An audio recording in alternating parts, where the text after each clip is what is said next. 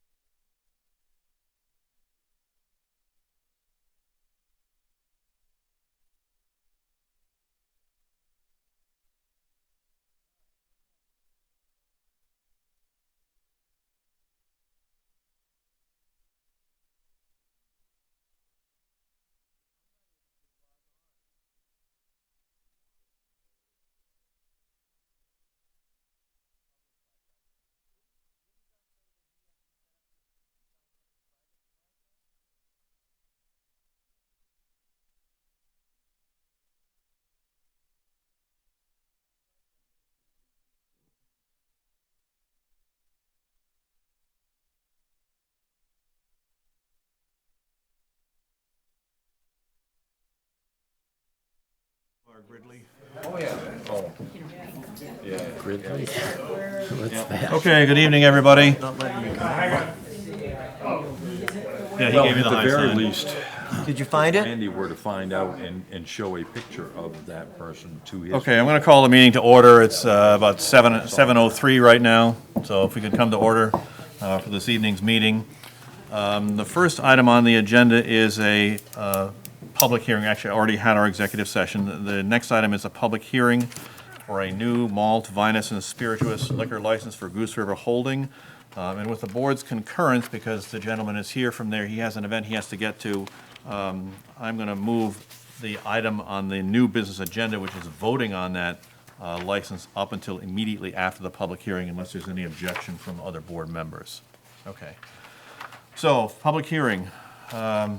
This is for a new malt, vinous, and spirituous liquor license for Goose River Holding LLC, doing business as the Goose River Golf Course. And I will open the public hearing and ask if anybody wishes to speak in favor of this application. Hearing none, does anybody wish to speak in opposition to this application?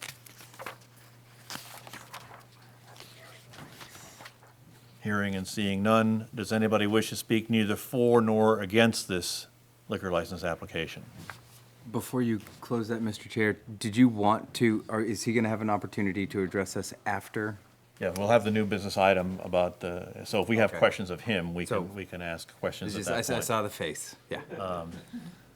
So hearing none on neither for nor against, then I will close the public hearing on this particular liquor license, and we'll move right to the item for the select board to consider voting on this application. So our new business item E will come up next. So I will, I Open the move to approve the liquor license. Do we do that now? we can do that now, and then we can discuss it. I move to approve the liquor license for Goose River Golf Club to serve new malt, vinous, and spirituous liquor. Second. It's been moved and seconded. Do we have discussion on the motion? And Everything looked good. You had a positive recommendation from yes, if the, you'd like to come on up and say a few words, that'd be great. I know you already serve alcohol there. I am not aware of any issues that you've had with that. I have no concerns. Yeah, so we have a license, the last couple of years it's just been beer. And we want to raise that to spirits this year, plus wine.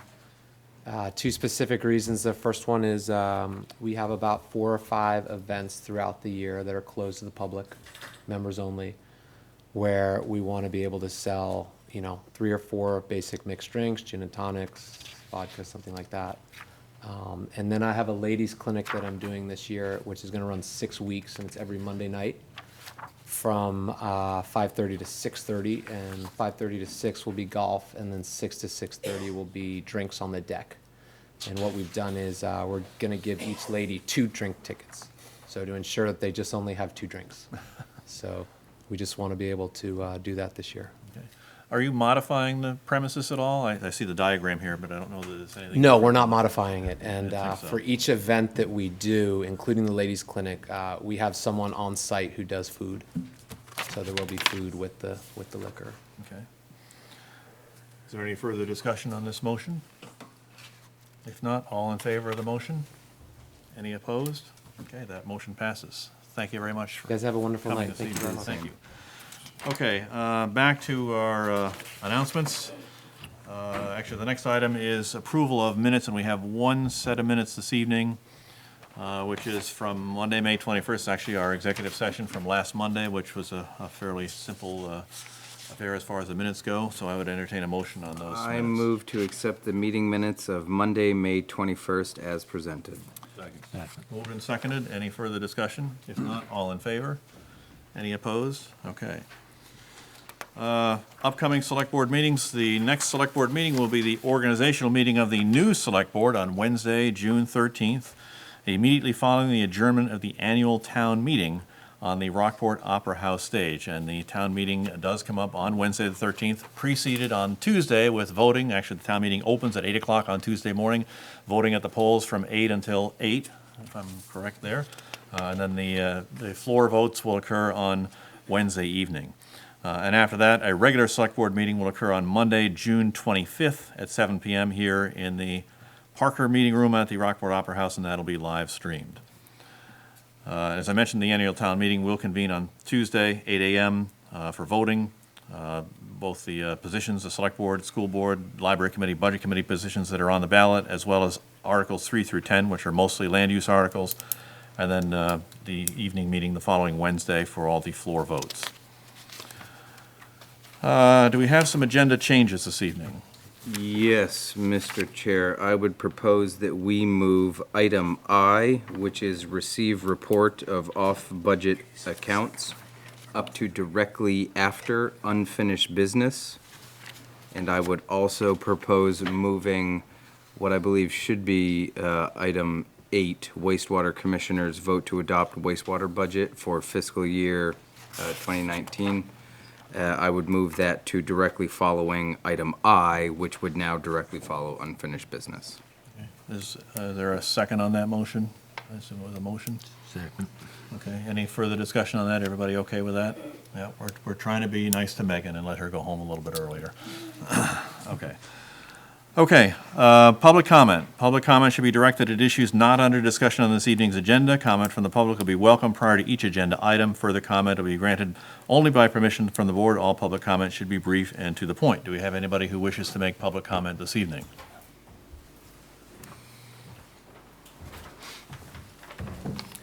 Good evening, Bill Chapman, resident of Rockport. I have two items that I would like to discuss or present at this point. The first is regarding the flags that we have put up for, well, Memorial Day in this case, but also 4th of July, Labor Day, and Veterans Day. First of all, let's get the bad news out of the way. There's a couple that are looking to be in rougher shape than others, the poles bent or something like that, and I think that should be corrected. Additionally, some are not straight on the poles, they're sort of skewed one way or another. That's the bad news. Just wanted to get that out of the way and on the record. The other point is, the Memorial Day Parade starts up by the post office and extends down through Central Street, across the bridge, out Pascal to Pleasant and up to the cemetery, Amesbury Cemetery. I think it would be appropriate if the town could somehow place flags on those poles as well to cover the entire route. I know that would be an expense to the town, so I'm not expecting the town to take that entirely, that burden, financial burden on entirely themselves. But I think if you reach out to some of the veterans and other civic-minded people that reside here in the town, I'm sure you could find a way to raise a good deal of money to fund that additional extent of the flags. I'm not suggesting that the flags have to be put up for every holiday all the way down through, but continue the practice at least through the downtown area here. But it would be nice to have the more flags, particularly for Memorial Day and maybe even for Veterans Day. I've heard from someone else, I forget who it was, but also suggested maybe extending them back out Union Street. You're very forgettable, Mark. Just trying to protect the innocent here, sorry. But out Union Street, because I believe most of the marchers who come for our Memorial Day Parade do come in along Union Street, so it would be nice to show some additional respect for them at that as well. But, you know, that's just an idea I'd like to plant in everybody's mind. The other, and are you going to accept comment before the wastewater commissioners, because this actually deals with sewer-related issues? We certainly can. All right, then I will step down at this time. And I'll let, if Mark would like to address your comment about the flags, I would let him do that. And Because it's a discussion we've had. we talked about that this morning, and I think it would be a great idea to extend them in either direction in small increments so that it's not a big burden, but it would be quite nice. We have a receptive audience to that, I think.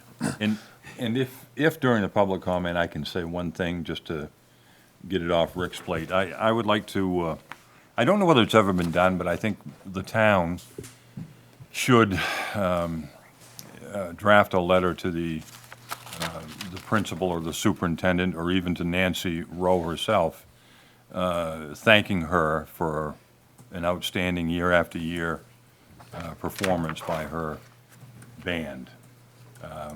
I mean, they do it on days when I'm sure they'd rather be doing something else. So I think it would be a good chance maybe for Rick to do that. Yeah, I think the board concurs, and Bill is back. I'd like to add to the comment on that. I'm part of the Masonic organization over here on Main Street, and we serve lunch to the people who participate in the parades, and they are a large contingent. This is a very nice young group of people. They are courteous. I mean, when they go through the line, you know, all they're getting are hamburgers and hot dogs and chips and things like that, but they say thank you. And then when it's time to clean up and leave, some of them even come in and volunteer to help if they can help clean up a little bit before the bus leaves. So I sincerely agree with Mark's comment here that they are a group that is well deserving of the thanks of the town and the veterans. Okay. I would just like to echo that I think your group as well, Bill, is very appreciated. You all even went so far as to have veggie burgers as an option as well, so thank you. We aim to please, It was delicious. Okay. even Marines. Any further public comment this evening? It's actually an Air Force guy that requested the veggie burgers, it wasn't me. Jeff, are you going to make public comment? No, I'm not sorry. Okay, whereas we already had one meeting this month, instead of a town manager's report, I've just included a town manager's update, and that's for any items that require immediate attention, and we'll have the full report at the next meeting. So, Mr. Town Manager, the floor is yours. It just does follow up, the agreements for the assessor and assistant assessor have been all signed with Camden, so they're all set. The ambulance agreement has been signed. We're working on an amendment that rectifies the concerns you had. Oh, on the Ken. ambulance? Okay. Yeah, and so there'll be one, and there was another one that the ambulance association had, the ambulance, not association, the ambulance, Northeast Ambulance had, that was worded not as it is intended, so they'll bring that back for consideration as an amendment. Okay. Did we get any clarity on how we were gonna work with county dispatch to try to get metrics to ensure that Northeast Yeah, is? they're working on that to try and make, to get those numbers so that they're reporting out numbers that make sense, that we can collate them and get numbers that actually work. And last question, is anyone from Knox County Dispatch, like, ever actually at our ambulance meetings to answer questions? I do not know. And I didn't think that they don't think so. previously had been, but especially where we're moving to more performance-based, having the county there, I think will help the communication and for us to figure out exactly if they've met their performance They standards. did attend one meeting. They did? But that was quite a while, actually, it was when there were issues. Yeah, right. But on a regular basis, they haven't been attending, but that's possibly a good thought. I thought Linwood was going to sort of be part of the discussions, but maybe not. Certainly he'll be part of the discussions in generating the data. Yeah. Right. Whether he attends the meetings or not, I don't think that has been discussed, but it's not a bad idea. The to have. plan is, I believe the fire chiefs are now meeting with the ambulance people, I believe monthly. I think so, And I yeah. think that's helped That's good. immensely. What I've heard. Yeah, that's helped a lot. We had the streetlight meeting, finally, we had the streetlight meeting, and without digging up a bunch of stuff and going in an area where we lose ground, I thought that the streetlight meeting went very, very well. I think within the next month, you will see a big change in the streetlights getting fixed. One of the challenges. Wait a minute, let me write that down. Okay. So Within the next that'll go in month. my next review, right? So, one of the challenges, they said, is that they are not allowed to have a lot of stock in place. So if they have to replace the whole streetlight, they're not allowed to have more than 5 units, complete units in place For the whole state? for the whole region, for this area. Jeez. So the local region that does all the streetlight work. That's not to say that they can't replace a bulb that's out or a electric eye that's out, but if they have to replace the whole fixture and everything, that could be a problem.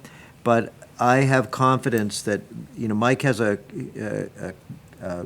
contact in the CMP organization that does this area. and he was at the meeting, and he assured us that he would take care of it, and we would start to see some of those lights get fixed. We went through the list, and he asked us to prioritize the safety ones. All of them. Yeah, yeah. To get the priority ones, so they'd start working on that list and work backwards from there. So we gave them a list of, I think, 10 of them, I think, were priority ones. As long as they don't go from 14 to 26 Well, to they did. 32 next. Yeah, exactly, no. right.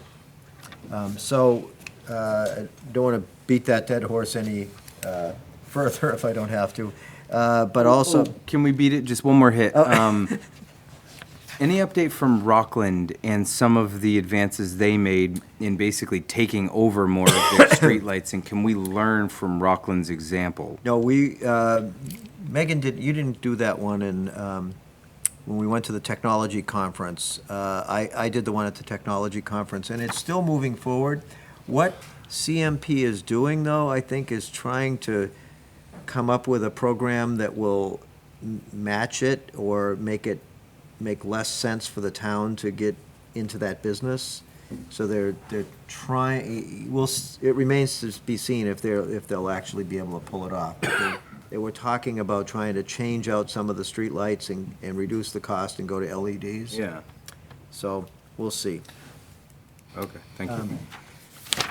We've been working, which we'll talk about later, but we've been working a lot on the budget, trying to save enough money to cover some of the costs in the technology stuff that we'll be talking about later on in the meeting.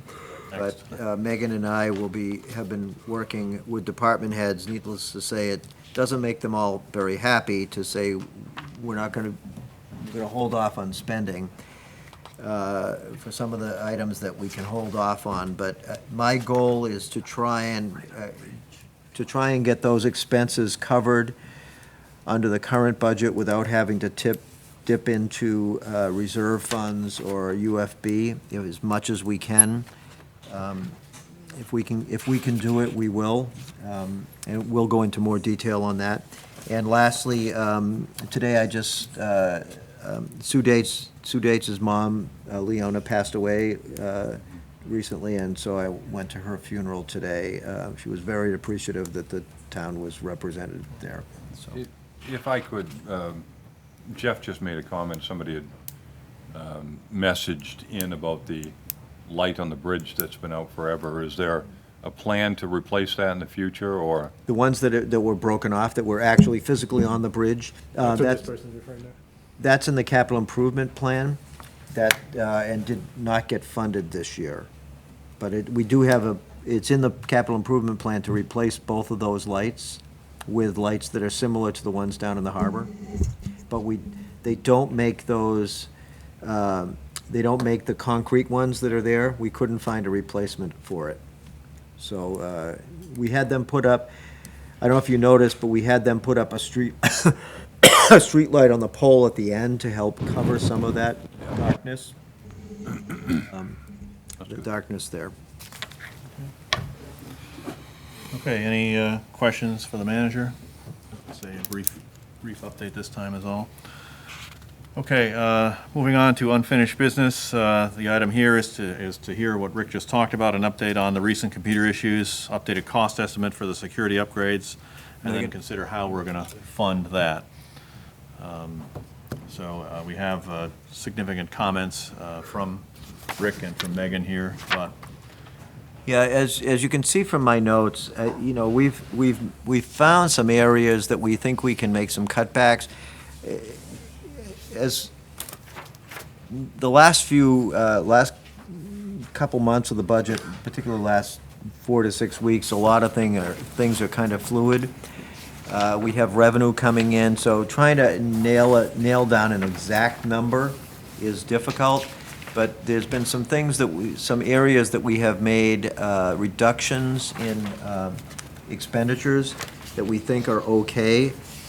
As I said earlier, some of the department heads are not terribly happy about it, but, there are things that potentially we may not get to spend anyway, because we've only got, now it's 5 weeks left? 4. 4 weeks, we only have 4 weeks of spending left. So we may not get to those expenditures anyways. So we're pretty confident we can cover most of that, most if not all of that expenditure out of the current budget. The only thing that we'll need from the board is when we get into, at the end, if we run short, we'll be going back to you to ask either use UFB, use any reserves, but, you know, I'm expecting that will be a very small dollar amount. Or if by some chance we end up finishing the year and actually finish ahead of the game, we may want to come to you and say, can we put some of that money into, we can To encumber it. encumber some of that money, particularly in the paving line. Some of the money came out of paving. So if we get to the end of the year and we find we do have money left, we'll want to come to you and consider encumbering some of that money so it can go back out and get spent. But right now, our goal is to get basically the $24,000 worth of technology upgrades done out of this year's budget. And will there be further, I mean, there'll be some ongoing annual costs, as we see, for some of these things. Yeah, is that not in here? It is. Yes, Yeah. it's in here, but I'm just, I guess my question is the amount, the upfront cost that I'm seeing is 21,000 and some change. Yep.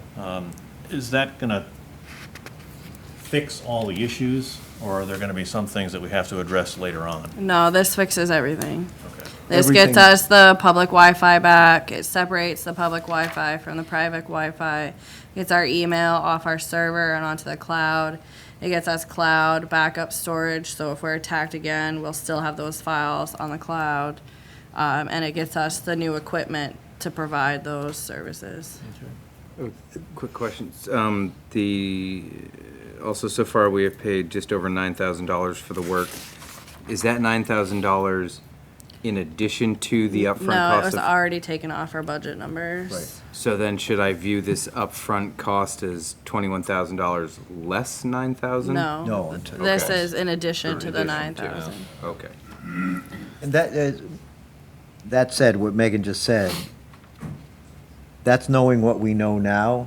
I mean, we can't draw a line in the sand and say, this is gonna make us perfect forever, because there's a constant battle going out there with people that are trying to hack into systems.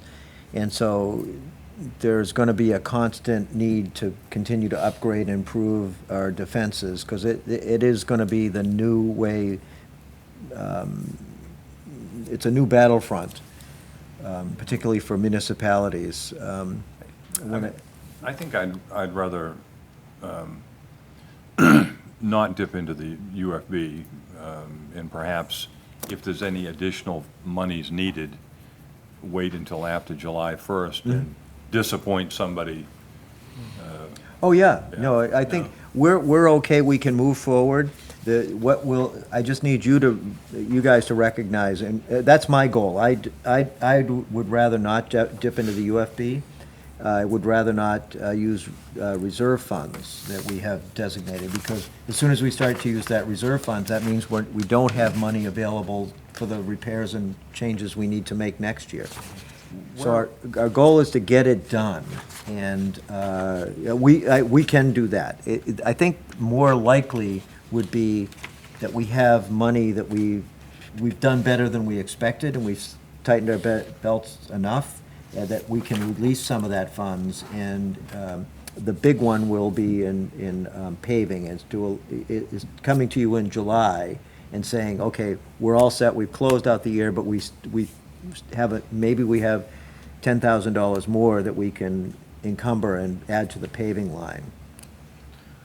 Well, I certainly appreciate the hard work that's gone in, the hard choices that have gone into being able to do this on budget. It was an unexpected expense, and there's a lot of moving pieces here that you and Megan have worked on, so I really appreciate And that. department heads, And department heads too, who are asking to be to sacrifice things that they would like to do.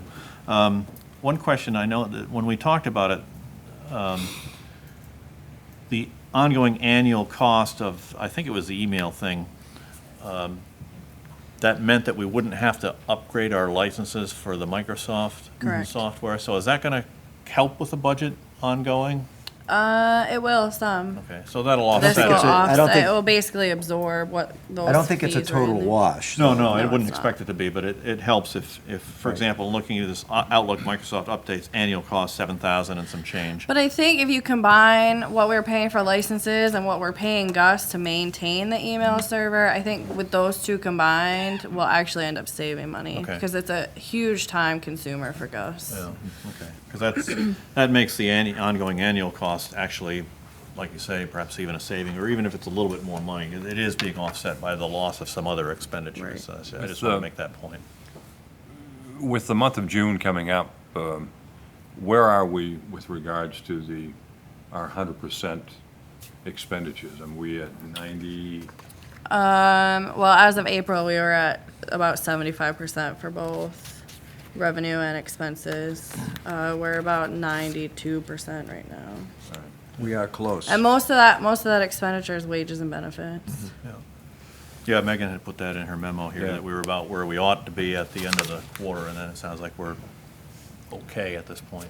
And we have a tendency to predict conservatively high. You know, when we're predicting an expenditure, we try to predict the expenditure on the high, conservatively on the high side. So we make sure we have enough at the end. Does anybody have any more questions? Yeah. Yeah, Owen? so I guess, I apologize if maybe this was covered and I'm just playing catch-up. So if we wait until July 1st, we can start using some of the money from the new budget, and we'll see what was left over from the last budget. But the numbers that we have in here, estimated excise tax to be around 800,000, which is about 50,000 more than we had budgeted. And then you discuss potentially some reductions in the paving budget and the pylons, none of which I'm opposed to. What I'm kind of curious about are the mechanics of moving monies from a departmental budget, say the harbor budget, into covering expenses that are not Well, in the we harbor don't budget. technically move the funds. The number we're concerned with is our bottom line budget and making sure that we've collected enough tax revenue and other revenues to offset our entirety of expenses. So we are going to significantly overspend the town office budget, and how we're gonna make up for that is not spend in totality other departmental budgets. Okay. And we're gonna do that before the end of the year. We need to get this done. I mean, we're ready to pull the trigger on this tomorrow. Because it is gonna take it's gonna take some time for Gus to get this up and running and get us back. Oh, I'm all about jumping on it. I've had people complain about the Wi-Fi, and I tell them we're in post-traumatic stress situation, no big deal. Also, so I'm not a financial person, and I know you spent a lot more time adding up some of the areas that we've already gone over. When I add up the ones that are in here, I get 40,500. If I add the additional 21,000 and change, we're at 61,000 and just under 62,000.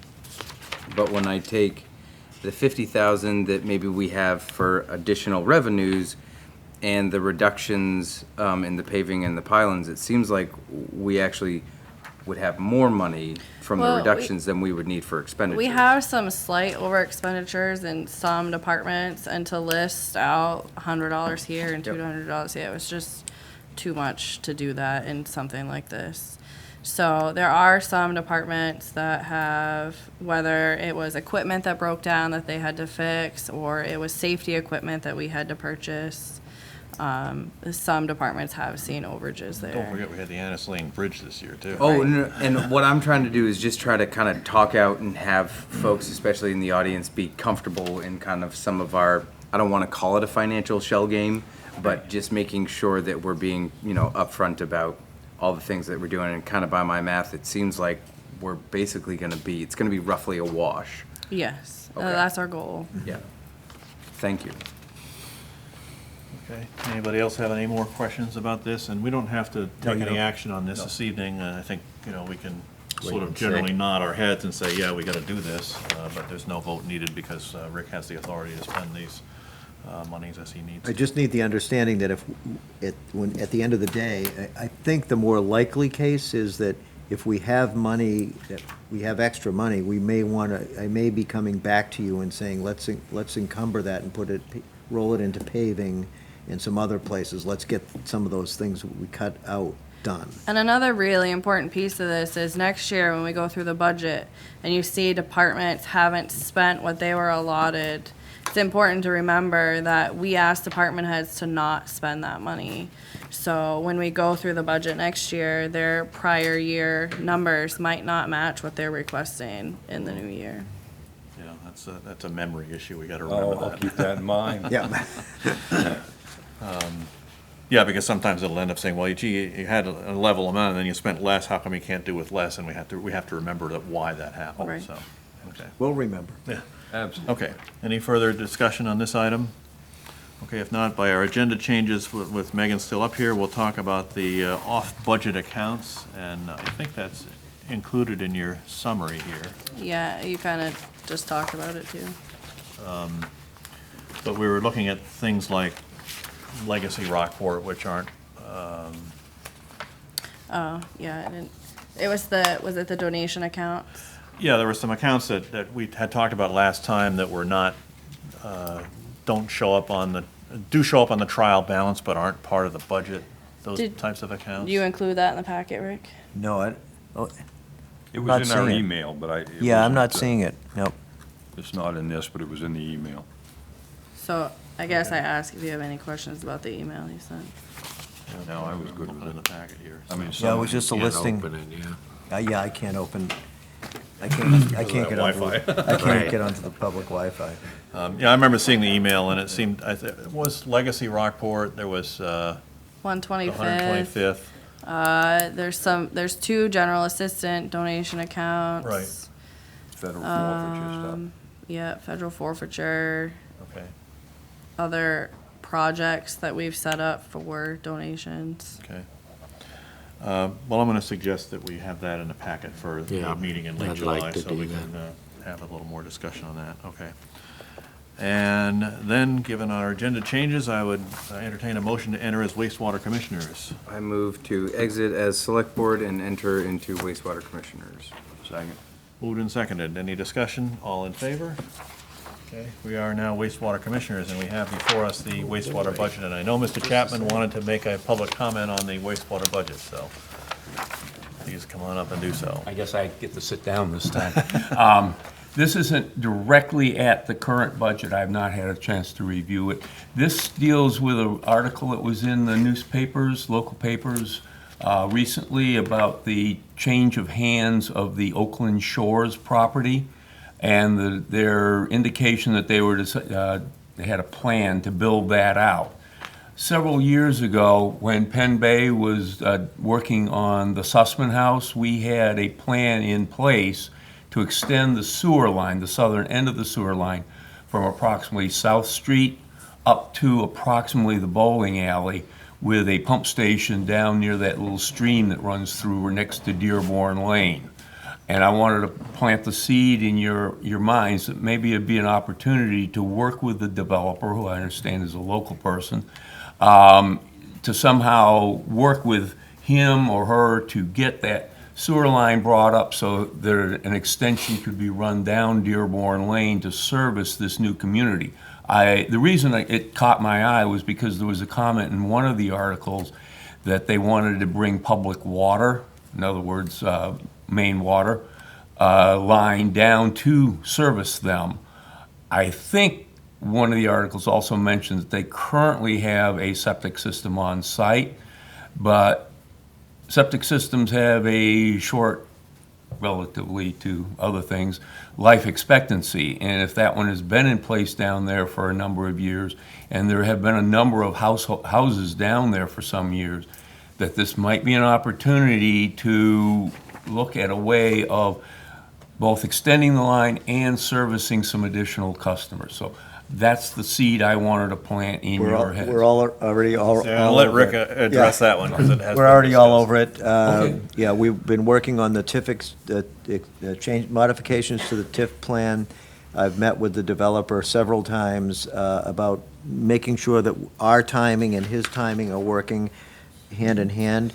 The possibility is that a few houses may get developed up front or earlier in the process that will utilize that community septic system. But the goal is to get the sewer line in, and so that they can be served by water and sewer. We're working now on the updates to the TIF, and the hope is that we can have a special town meeting in August, I believe, to change the language of the TIF, to extend the length of time the TIF has and the language and The area it covers. in the area it covers, so it allows us to use the money that's accumulating in the TIF to do the design. So we can move forward with the design and then get the design done so that we can go to bond the following June. So we could go to the voters with a bond in June to start construction. I had seen the bit about public meeting to extend the life of the TIF and changes to that. I hadn't made the connection, so I'm glad to see that good minds are working together.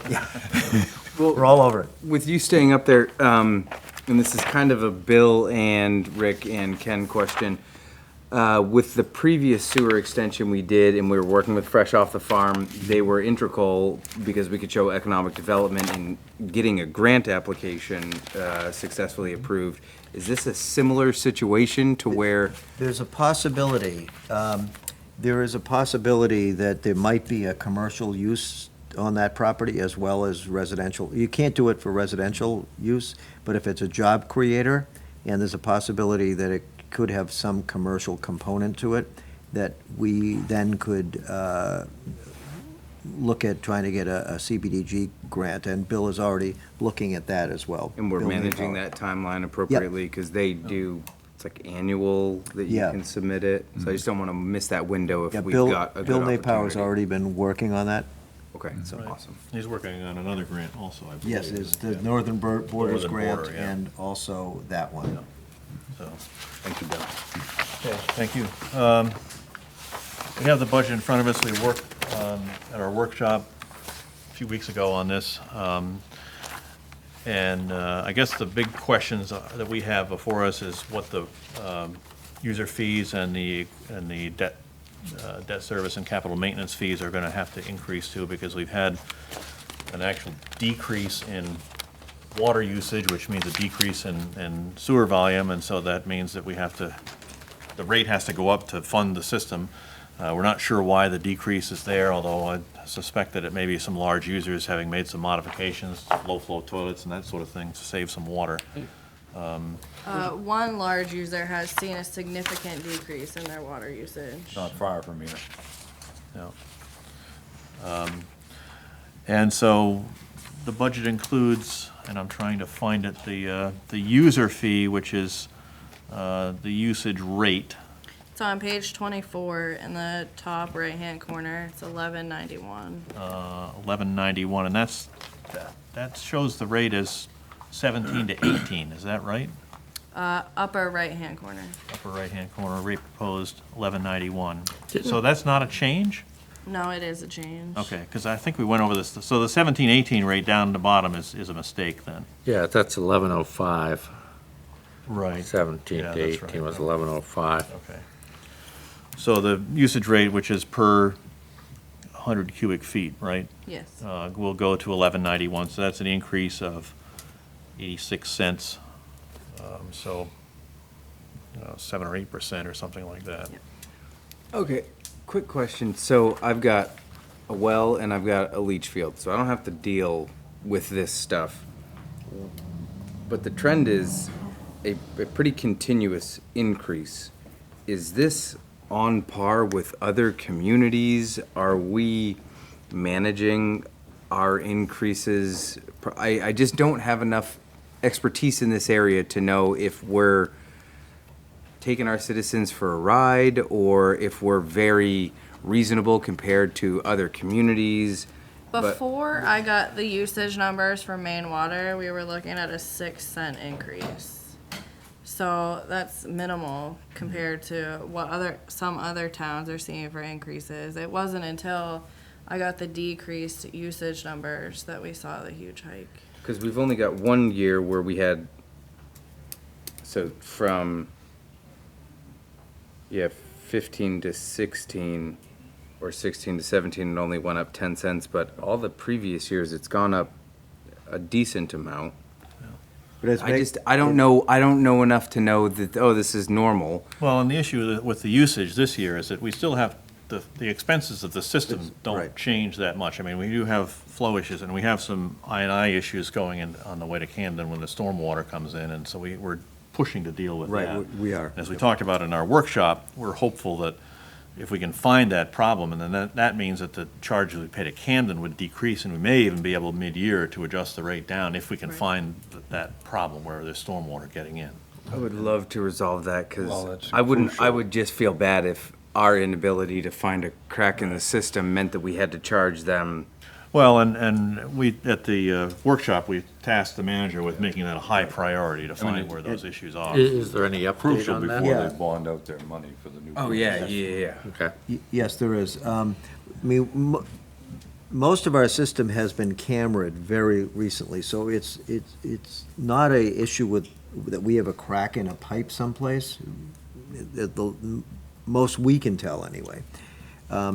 What we suspect is that there are people that are connected into the system with roof drains or cellar drains that are, during a storm, that's what's happening. People are pumping sump pumps into the sewer system or a roof drain, a sizable Taking roof. a bunch of stormwater and putting it into our Right. wastewater system. And I know that that was an issue, but Yeah, and Mike said that when he was out there in the last storm that we had where there was significant rain and it was like rain for 5 minutes and then it would stop raining for 5 minutes and it would rain for 5 minutes. He said you could see the flow on Summer Street double almost immediately. So he suspects, he and Andy suspect, it's somebody with a roof drain of some kind or a perimeter drain of some kind. Because it doesn't, if it's sump pumps that are doing it, it would be. It'd be more of a lag time. It would be Yeah. more of a lag time.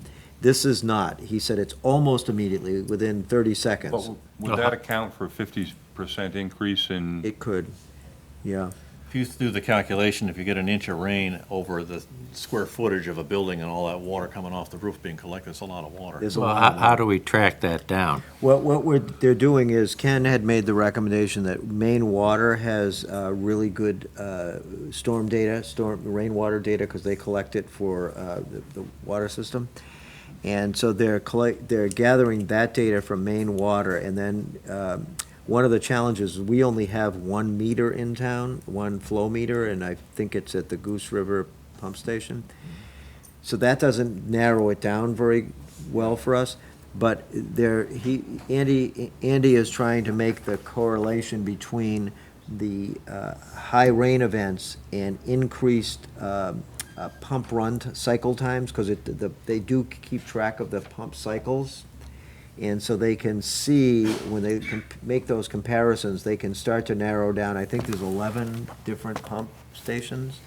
So they can narrow it down. Instead of looking throughout the whole system, if we could narrow down to 2 or 3, then we can start going door to door and making inspections, house inspections, to make sure people do not have a sump pump in the basement or a perimeter drain. Because there is a time constraint on us. We'd like to Yep. get this sorted out. Yep. Okay.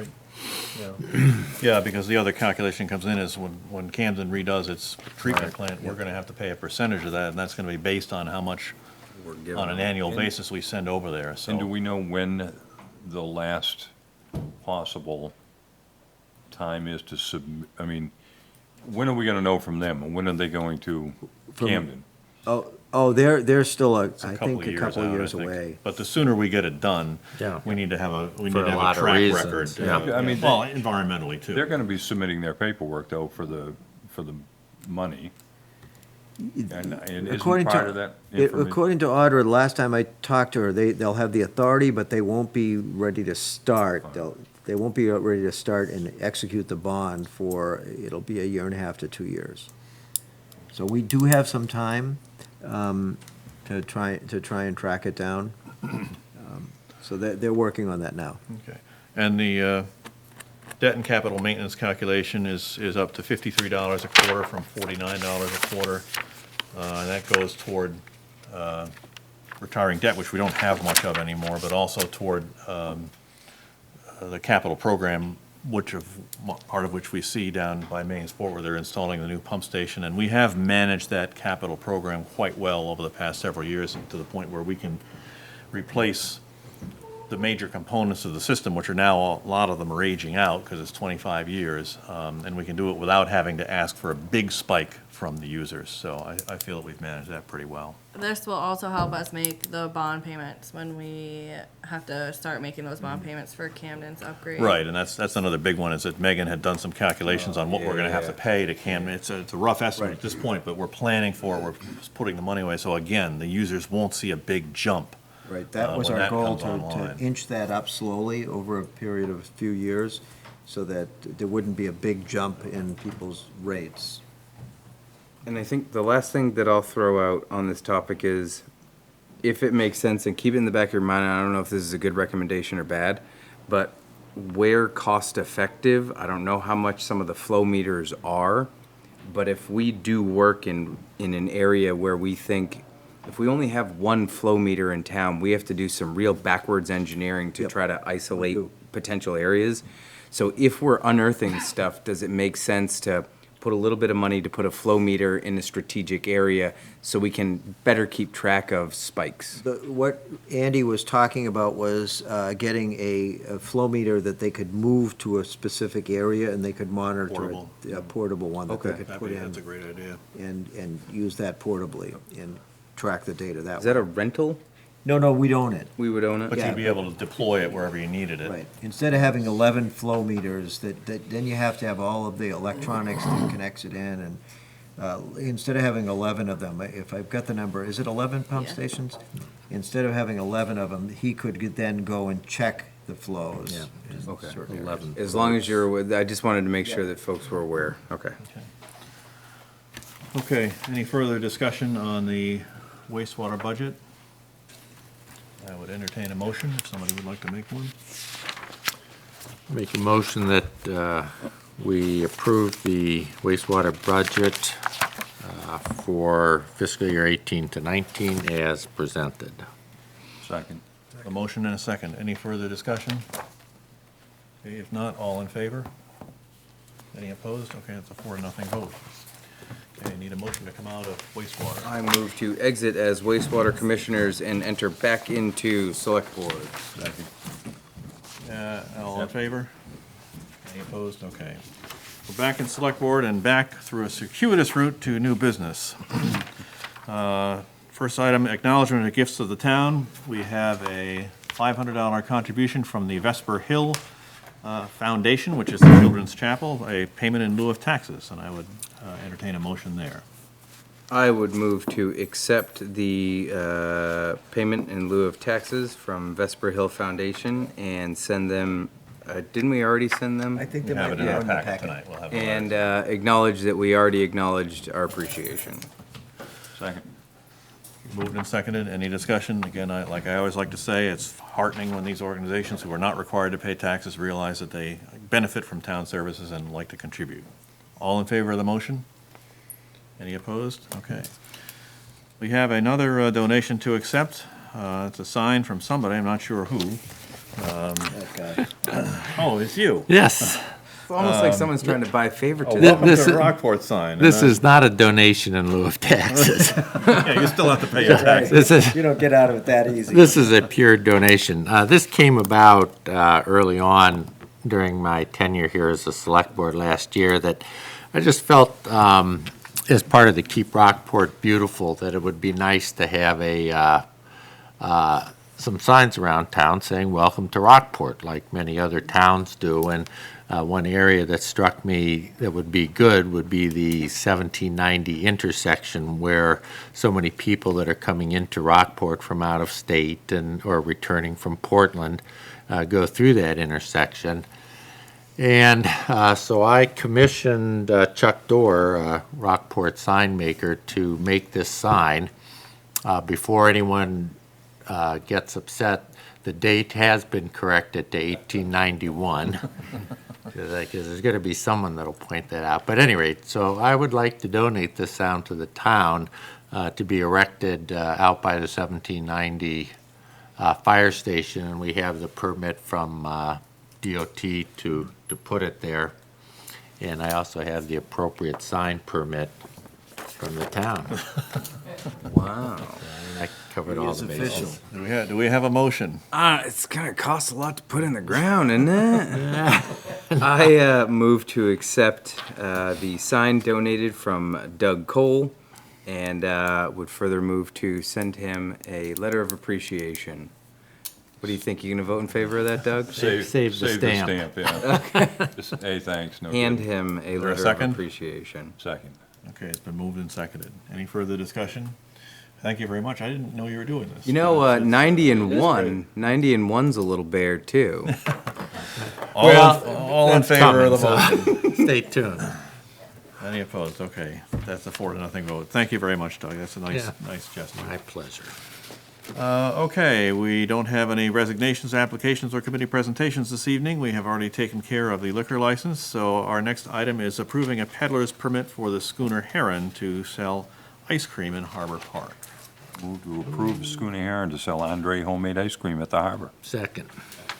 Been moved and seconded. Is there any discussion here? They've done this before, not last year, I guess, but in previous years. It's a nice addition to Harbor Park. I only have one question. Why did they have to give us their vehicle registration?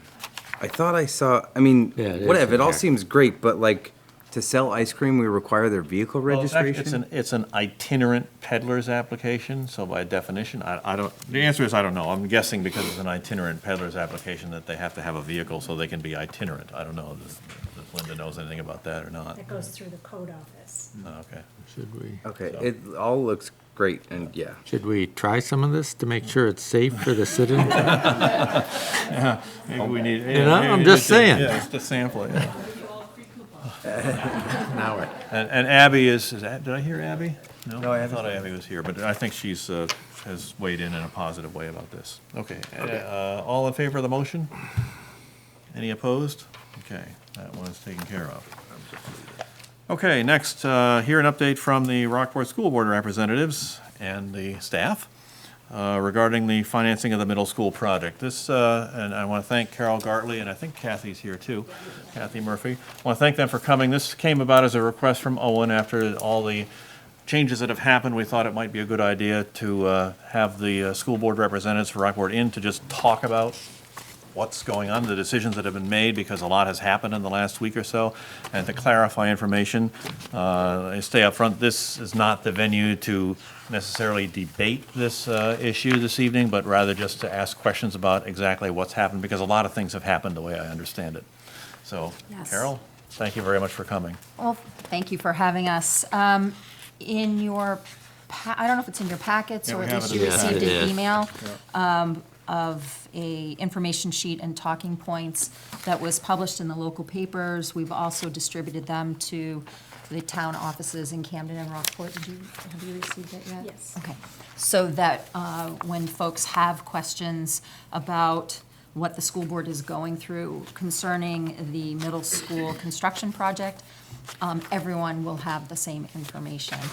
So, Ken, I don't know how you want to move forward. I mean, I can go line by line through this, if that would be helpful, It's up, or- I mean, I think for the citizens, just hearing the high points would be good. You know, what are the big impacts going to be as far as, and I know from reading it myself, the way I understand it, and I would like clarification from both of you ladies, that there's not going to be any change in the aggregate amount of money raised in the coming fiscal year for taxes, but that the big change is to extend the bond another year, which obviously is going to have an impact there, so. I think it would be helpful to go through the list Okay. then, because I think we answer those questions, and maybe clear up some misconceptions or so forth. No. So it won't take us long. No, that's what you're here for, so Okay, that's great. right. So our board goal is, given the situation, to intelligently and rationally accomplish the objective passed by voters to build a new middle school. And that was passed 68% in favor, within reasonable financial parameters. So the facts that we have is that the original expected cost of the project was $26.3 million. That was going to be paid with a $25.2 million bond and $1.1 million from the district's capital reserve fund. The maximum amount estimated for construction costs was $22,321,850, which includes a little over $1 million bid contingency. Then the difference between that construction cost and the total project cost is considered soft money. So that goes to architectural, legal, and then there's also a 5% construction contingency built into that. So we had two bidders on our project, and we'll get into why that could have happened. But Ledgewood was the lowest bidder, and their bid came in at a little over $28 million. So that gave us a differential of $5,825,850. The district budgeted, so kind of what you guys are going through, there's a lot of estimating that goes into trying to figure out how your budget will move forward. So Kathy, as our business manager, budgeted $2,107,748 as the first estimated bond payment on that $25.2 million bond for this coming fiscal year, 2018-19. Of that bond amount, $1.3 million is the amount of principal, and $784,000 is the amount of interest, based on, this is estimated, a conservative 3.5 interest on a 20-year bond. Again, $25.2 million was the amount in the warrant article for the bond. That's what voters approved a little over a year ago. The bond sale, this is when you shop your bond to get your interest rates for financing, was originally set for May 30th. The board asked to push it back to June 14th as we're working on other financing issues surrounding this project. So likely reasons why the bids came in high. Could I ask a question? Sure. Carol, for you on, so let me just go back to the numbers up above here to help me understand. Yeah, there are a lot of numbers. So the 28 million that Ledgewood came in for construction only, Yes. that does not include the soft costs, which are roughly 4 million, is that correct? That's correct, because the estimated construction costs that the district estimated was 22 million. So if you subtract Right, the 22 million from the 28, 26. Oh, it's 5.8 million is the differential. Okay. In the construction costs. The other soft costs are already accounted for, and so the final cost would be 32,000? 32 million?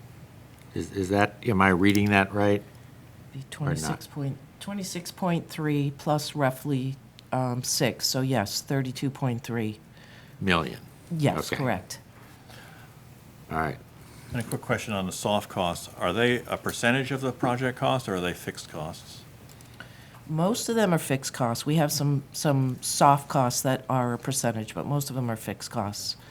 so the construction contingency is a 5%. Right, right. So, Sometimes the architectural fees are percentage costs, and that would inflate everything up. If they're not, that's great for the Yeah. district. yeah, no, I don't believe so. Okay, so those are sort of some background facts.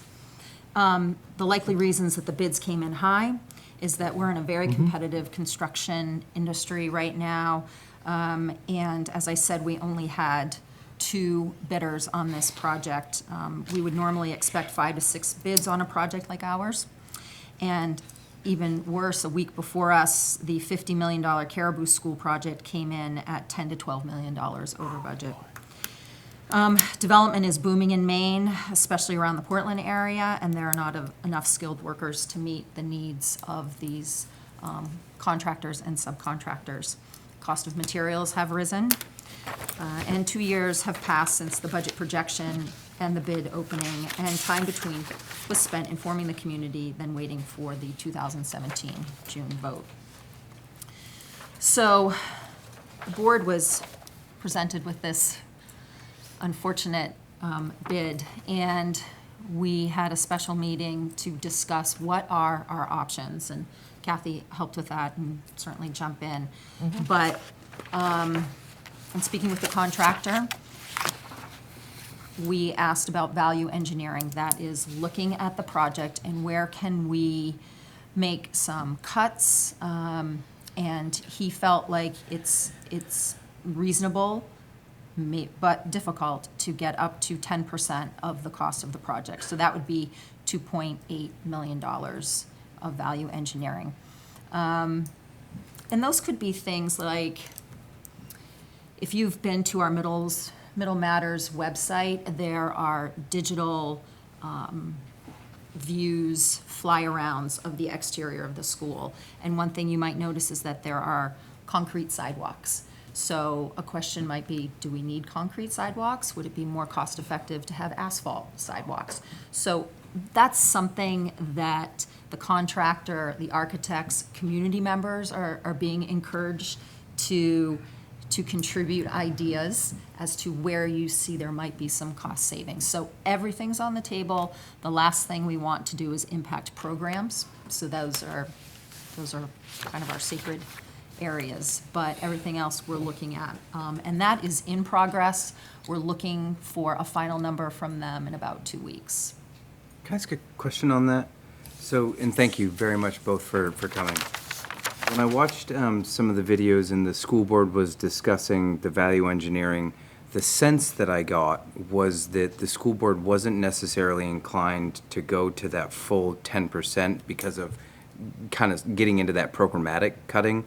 Is that the same sense that you have, or am I kind of off in that? Because wanting to know if that 2.8 of reduction is actually a realistic number, or is your sense anyway, and I'm not going to hold anyone to anything, that the school board is more inclined to keep a lot of the existing great things that we had in the school and potentially try to find some other revenue sources to not have to make that many cuts? I can't speak for any other school board members. I can only speak for myself. But I am encouraging appropriate value engineering as much as possible, opposed to taking out additional loans. So we have found money in other areas of our budget, much like Megan has found money in your budget to cover some of your unexpected costs. So we are looking at all of our options, and so value engineering is one of them. What's going to happen is that the contractor and the architects will go through their list, they'll put dollar amounts on it, they'll bring it to the building committee, and then it'll come to the board, and then we'll make those decisions on, okay, I don't know, something might come up and the board feels like we really can't cut that. So that's where we're going to make those decisions, but we haven't seen them yet. So I don't know if that answers your question fully. Just the feel that I got was some of the maybe bigger ticket items, there was some hesitancy to want to commit to, putting that into the value engineering cut. And again, and I understand where you all are coming from. They're great add-ons to have to the school. They're great things that are necessary. I think. Can you give me some examples? So one example was the 6th grade wing and having a full kitchen, or am I confusing that with the 7th grade wing? I think There you're- were kitchens. Science, Fifth and science, sixth grade maybe. science? I think that's what it was, and there were like full kitchen type things. That was one area. That one seemed like I think you're mixing family and consumer science, which is the full kitchens with the hood and the fire suppression systems, which are required by law, and the 5th and 6th grade science fit-outs, which totally separate. And it's, so that's one of the things we're looking at, is the 5th and 6th grade science fit-out. Does it need to be whatever it is at this moment can be scaled back a little bit. And then in the kitchens of Family and Consumer Science, is there a way to take another look at the fire suppression systems and the hood systems? So, with sounds still like- meeting all the codes. Sounds like everything is kind of on the table at some Everything's on the level, table. so, I- okay. I And I got- think that's what you're asking. Yeah, Yeah. yeah. My impression was there's a number of school board members who are interested in seeing what that 10% looks like. Right, Yeah. right. Yeah. And until you see the numbers, it's difficult to commit Right. to. It really is. You know, the Yeah. auditorium is one that I know was Yeah. raised as well, and Right. leaving that as a shell, and then trying to fill in as funds become more available. Yeah, it's a possibility. Okay. Yeah. So question for Kathy, I guess, here, because again, it's these numbers, and I want to get back up to the 30,000-foot view, but, Sure. okay, so the first line here is the original expected cost was 26.3 million, okay? Are you going back to the first? Page one, back. Back to page one? Yeah. So 26.3 was the original expected cost. Correct. And sort of the final expected cost now with the new bid and the soft cost and everything is around 33 million. So we got about a $7 million difference there. So you're planning to make up the $7 million by 2.8 million through value engineering. So maybe we could, Three- maybe we could jump in at that point, because Yeah, that's because as far that's as where we, she stopped. that's where I So stopped. she's going to keep going through this list of. Okay, making and things the up. point I'm hoping is it'll add up to about $7 million bucks? It does. One thing I do want to mention is though, even though the project costs, was expected to cost 26.3 million, we went out for bond for 25.2 million because we have 1.1 million in the Right. capital reserve Right. fund that we were also going to use Okay. for school construction. Yeah, I'm just trying to come up with the $7 million, where it's coming from. Yeah, so, it's okay. really, it's really 5.8, Yeah. 6 million that were over budget. And then, so we'll go through where we're hoping to come up with that combination of funds that gets us to the 6 million. So let's continue through the bond premium and Okay, any other great. issues where we're going to So- save the money. So in putting our bond out to bid, banks and financial institutions will be competing to sell us a bond for a certain interest rate. And an option that is offered, and you can clarify for me, Kathy, and maybe you've experienced this, Rick, as well, is that you will be offered a premium, extra money on your bond, and you can choose to accept it or not accept it. Accept it. It's a common financial tool to procure additional funds. For example, we were going to access it to just cover some incidental costs associated with the bond itself. The board can consider up to a $3 million premium. And that would be worst-case scenario. So we have $2.8 million in value engineering, $3 more million from a bond premium that would be offered to us in the competitive market. The third strategy is to extend the loan period by 1 year and delay the first principal payment.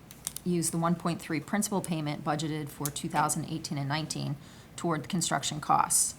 And it is common to pay interest only during a construction loan. If you've ever experienced a construction loan, it's usually interest only, and then principal and interest kicks in. So that would defer the principal payment 1 year. We have also found additional funds in our budget in the capital reserve fund. And the board plans to use an additional $400,000 from the capital reserve fund. That is money that the district already has but would need voter approval to spend. What's the total in the capital reserve currently? Right now, it's 1.4 million that we currently have in there. And the 1.1 is already spoken for. The 1.1 is already spoken for. We've also just gotten approved at this last budget meeting to transfer an additional 275 into that capital reserve fund from undesignated balances at year end. And So- the reason of that questioning is I'm not that doesn't necessarily concern me, the 400,000. I'm curious what it leaves in Right. that fund as a remainder, and if you're comfortable that that meets all the needs that you may potentially have in the future. Well, you know, I'll be honest with you, I am a little concerned that we're using a fair amount of our capital reserve account because we still have kids that are going to be in the middle school for 2 years. And if something happens to that middle school, we're potentially going to have to repair it. That's why we're looking at, you know, trying to get a balance between bond premium, value engineering, and some of these other funds that we have set aside. So what's going to happen is if we can get voter approval to use these funds, we'll then take a look at what the bond premium is that we can get. We'll then take a look at what the value engineering is that we can do and come up with the best combination of items that leave us with some spending money in the capital reserve account and, you know, hopefully a positive fund balance to move forward with. So I don't want to drain the piggy bank, but we, you know, also we want to get the voters a building that is somewhat of the project that they approved for a reasonable amount of money. Can I ask just two final questions? So what would that, if we took the 1.1 and the 400,000, what would that leave in that reserve It's fund? going to leave about 175,000 for next year, and then right at the end of next year, we would transfer another 275,000. So we still are raising funds in our regular budget, in the 18-19 budget, to move over to the capital reserve account at the end of 18-19. So that would give us, you know, roughly, 400 and 350. some. Yeah, Okay. yeah. Oh, yeah. 25. Compared to about 1.7 million now. Correct, but don't forget, 1.1 Was was already- already Clearly, and designated. that was something that Okay. the administration and the school board has done great about saying, we've put this aside for this specific purpose. The last question on the capital reserve fund, is that capital reserve fund also shared by the grade school? It is. So that 1.75 or 175,000 is for both middle school and grade school needs for that 1-year period with more funds coming in the next. Correct. Year. Correct. And I'm not as concerned about the elementary school, of course, because it's a new building. newer And we building. do have money in the budget for some, you know, smaller upgrades that it's needs. So we're covering those needs through the regular budget. It really would just be the middle school that we would, you know, keep our fingers crossed and hope we don't have any major repairs that need to be made before we get the kids into the new building. So in addition to the capital reserve fund, we also have our fund balance, and we can use up to 67,000 of that from the district's fund balance, which also leaves us some money in the fund balance in case something comes up. Our gym floor had a significant water damage a couple of years ago, and we've held on to the money instead of repairing it, so that's 60,500. And then we have an anticipated interest income on the bond proceeds. So we receive our bond money, that goes into an account and it earns interest. So that is approximately $400,000 of anticipated interest income. Wait. So, Where's that explained? That number was n- 7. Number 7. We stop at number 6. That was a new one to me. That's fascinating. okay. That seems awesome. Yeah. I just wish I had We known just- about that. We had Yeah, a meeting it's this morning. here in the printed copies, so the one that got sent over somehow Must have been. must have excluded I it. didn't realize it But wasn't yes, the we same. I didn't realize it either.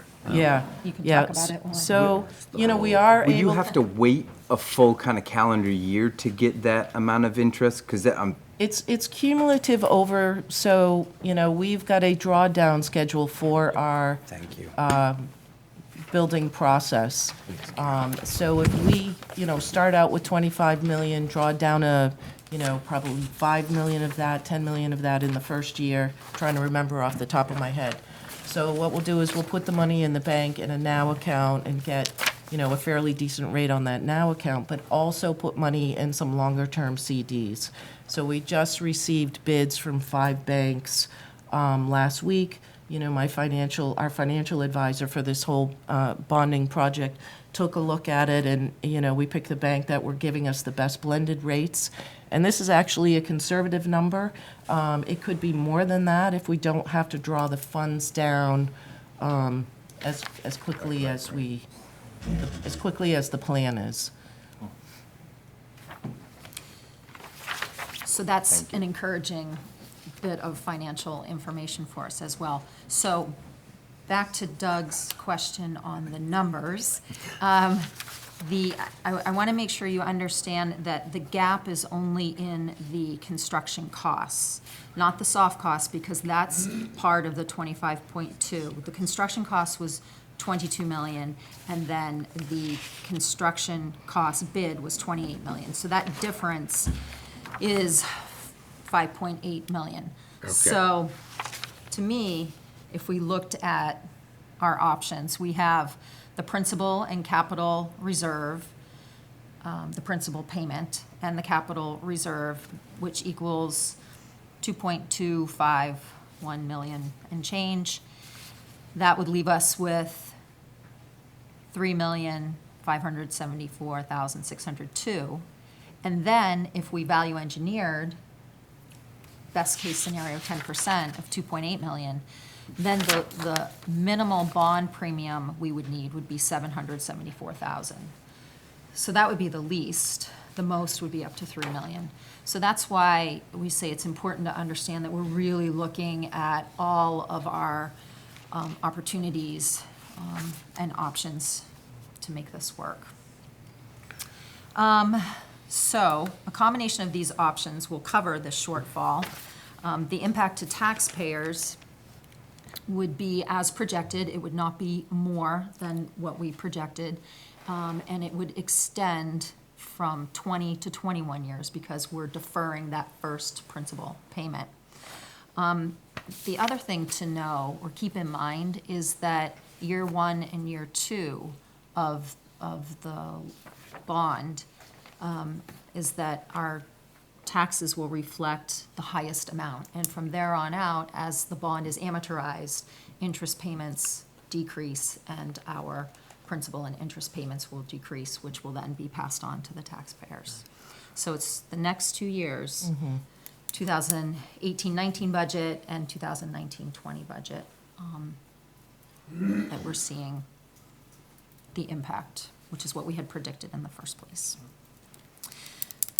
Any questions up to that point? I'm trying to understand the bond premium piece. I kind of get it, but how does that, if you could give it the quick and dirty bond premium 101, that would Well, be really helpful. It will definitely be bond premium 101 because I'm not a finance person. I'm definitely a debit credit person.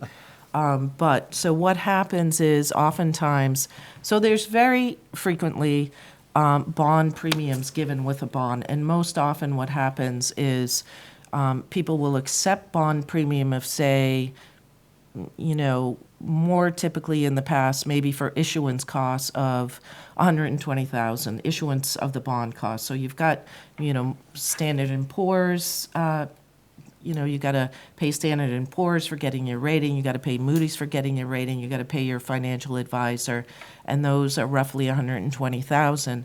And rather than have that $120,000 come out of school construction costs, the people buying your bond will offer you a premium. We'll say, okay, we'll give you this $120,000 or whatever they're going to give you, $200, and you pay this maybe extra basis point over the life of the loan. So what they're doing is they're giving you money up front. It's not considered bond proceeds. It's considered a premium, and they're basically giving you money. But what's happening is they're getting a few extra basis points over the life of the loan on the interest. So they're making up the money in extra interest costs, but the actual principal amount of the bond doesn't increase. Correct. Okay, that's We're helpful. still borrowing $25.2 million. Okay. And more recently, there used to be, most districts used to go with the bond bank, and so therefore didn't get offered premiums. More recently, people have been getting private financial advisors. I know there's a couple local districts who just recently accepted bond premiums for different reasons. One, because their project was over budget, and one, because they wanted to get, some type of heating system or geothermal system, and they thought that the cost of the project would be paid off so quickly that they would accept the premium. And Well, I mean, I think it's, Pay it that's the off. Midco School of Technology. That is, Yeah. is under our, Yeah. not us, but the town's folks. You should know that, that's been done. Is the bond council that was advising those projects the same bond council that's advising this project? I don't know if they use the same bond counsel, to be honest with you. I think they both have the same financial advisor. I don't know who they use for bond counsel. So the school board isn't required to get voter approval to accept the premium, but they want to get voter approval to use this premium via the budget meeting that we're going to be having on June 11th. Sounds like we can party like it's 2007 all over again, so. And certainly, they wouldn't be considering this option had the bids not come in so over budget. sure. I mean, really, they've been trying to be very conservative right along. They wanted the first principal and interest payment in the first year to decrease the overall interest expense to the taxpayers over the course of 20 years. So I don't think they would even be considering a premium had the bids not come in high. Well, and the tough part is that the way the construction environment is right now, the costs are just going to keep going up, Correct. Exactly. so. Some other things to just keep in mind, that once we secure our bond, that interest rate will be fixed over the life of the loan. It's not a variable rate. And we also have the opportunity to refinance down the road if the rates decrease, which is something that our district, Kathy, you've done. So there's opportunities to continue to improve this situation. Some other things to note, sorry, just one more. no, please. Is that we're fortunate, Kathy has done such a good job with our books, that our district bond rating is very good. We're a AA3 and a AA plus. Is that? So that puts us in a good market to be shopping our bond. That means our interest rates hopefully will be low, lower than our 3.5% estimation. Okay. Owen, you had another question? So it's a brief statement and then a question afterwards. So I don't necessarily agree with all of this. I don't have to. That's not the point of this meeting. There are some of these, proposals that I do definitely agree with. The one thing that I have not been able to wrap my head around is if a bond premium means additional basis points or more interest, how is it that there is no increase to the taxpayers annually, and it is only the deferment of the first year and making it up on the second year? It's not computing in my brain. If the interest you were projecting was 3.5, and then the interest with getting the bond premium turns out to be 4, that half a percentage point will have to be made up by someone, and your only source of funding are the taxpayers. So what am I missing that makes that there will not be any increase over what was projected prior? Okay, so you're not missing anything. What we're hoping, because we budgeted 3.5% interest rate, and like I said, the feds hadn't moved increasing the rates as quickly as we thought they were. So we're hoping 3.5 is actually higher than the interest rate is going to be, even with the premiums. Having said that, you're right, it may not be. And as Carol said, we're going to see a bump next year for the $2 million. The only other bump we may see is in that 1920 year, if in fact that does happen. If in fact, interest unfortunately does come in at 3.75%, then you'll see a bump in that 1920 year. Could be of about $100,000 split between the two towns, the way we've estimated. And then after that second year, the interest payment will go down every single year, and so that debt and interest payment every year will go down. So it will go up. We took the big hit in the 18-19 fiscal year. We could potentially see another increase in the 19-20 year. Not very big. I'm estimating 100,000 at most. And to close that out, theoretically, we would have done the exact same thing had the bids not come in higher.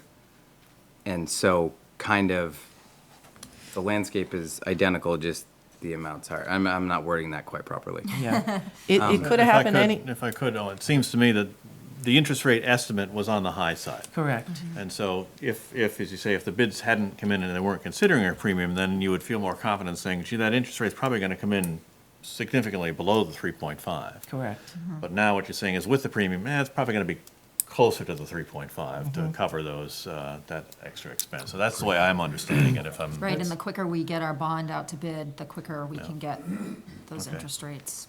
Good. Anybody have any further questions? I think this has been very helpful. Good, And good. I hope that those folks who have a chance to watch the live stream do, because it's a lot to get your hands take around in a in. very There's short period lot of time. numbers. And, you know, That's why my, we wanted to put this out. These Yeah. papers are at the town offices for folks. Like I said, they're on the local papers' websites. It's on our websites, so. One final question, and I apologize, it is going to be a tough question. So, but I've heard it from quite a few folks in the citizenry, and I would love to get it resolved.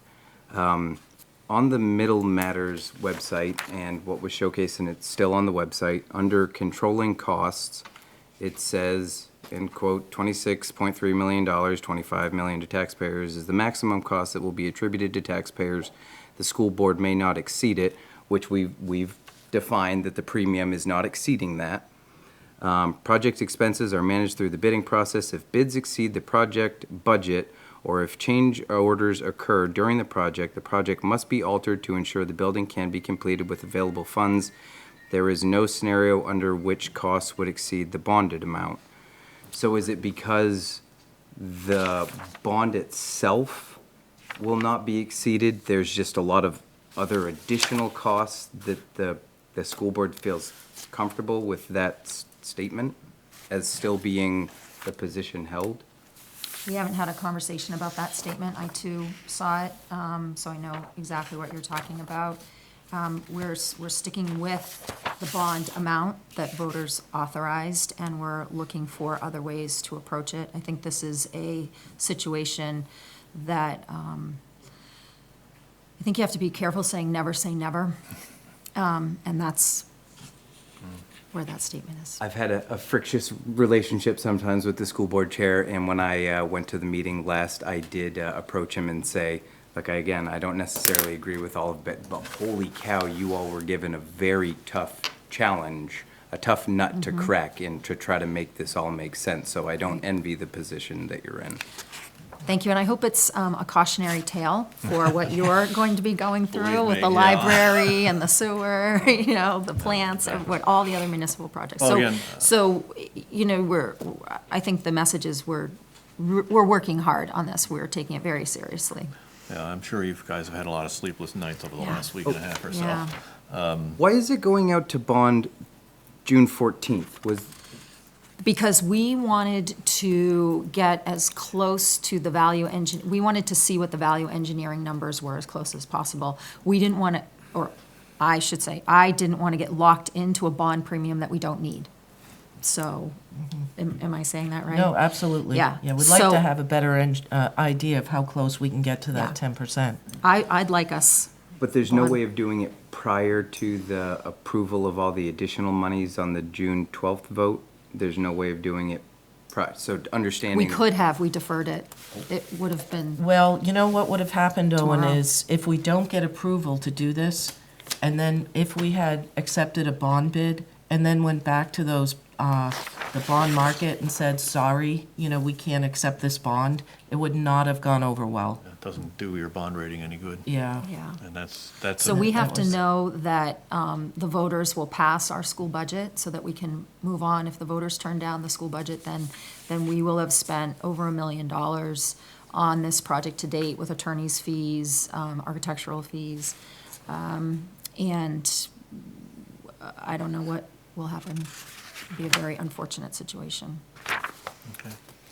Well, again, thank you both for coming, and thank you for taking the time to answer our questions, and I'm sure that the citizens had many of the same questions, and I hope that they will take the time to look at the live stream and Great. benefit from it, so. Thanks, you. Ken. Thank you very much. I would also say if folks have additional questions, they can certainly email Kathy Murphy or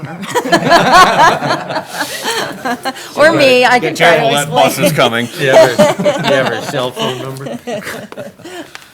Okay, again, thank you both for coming. It was difficult discussion, but glad we had it. Next item is update on the Comprehensive Plan Review Committee's work, and we have Mr. Chapman here again for that, and we deferred this for the last meeting because we were going to have this meeting, and we knew that you couldn't be at the last meeting, you could be here. Yes. And so the floor is yours. I just have to poke a little jibe at you. I noticed earlier on the agenda was committee presentations, and you had none this meeting. That's because you rated a special agenda item. Special. Special. Okay, I'll take that. The Comprehensive Plan Review Committee's been meeting since November. Shortly after we were appointed, we initially met once a month, and we realized we were falling behind. We've now gone to 2 meetings a month. In fact, the next meeting is tomorrow afternoon. Unfortunately, due to the length that this has taken, many of our members have had to drop out.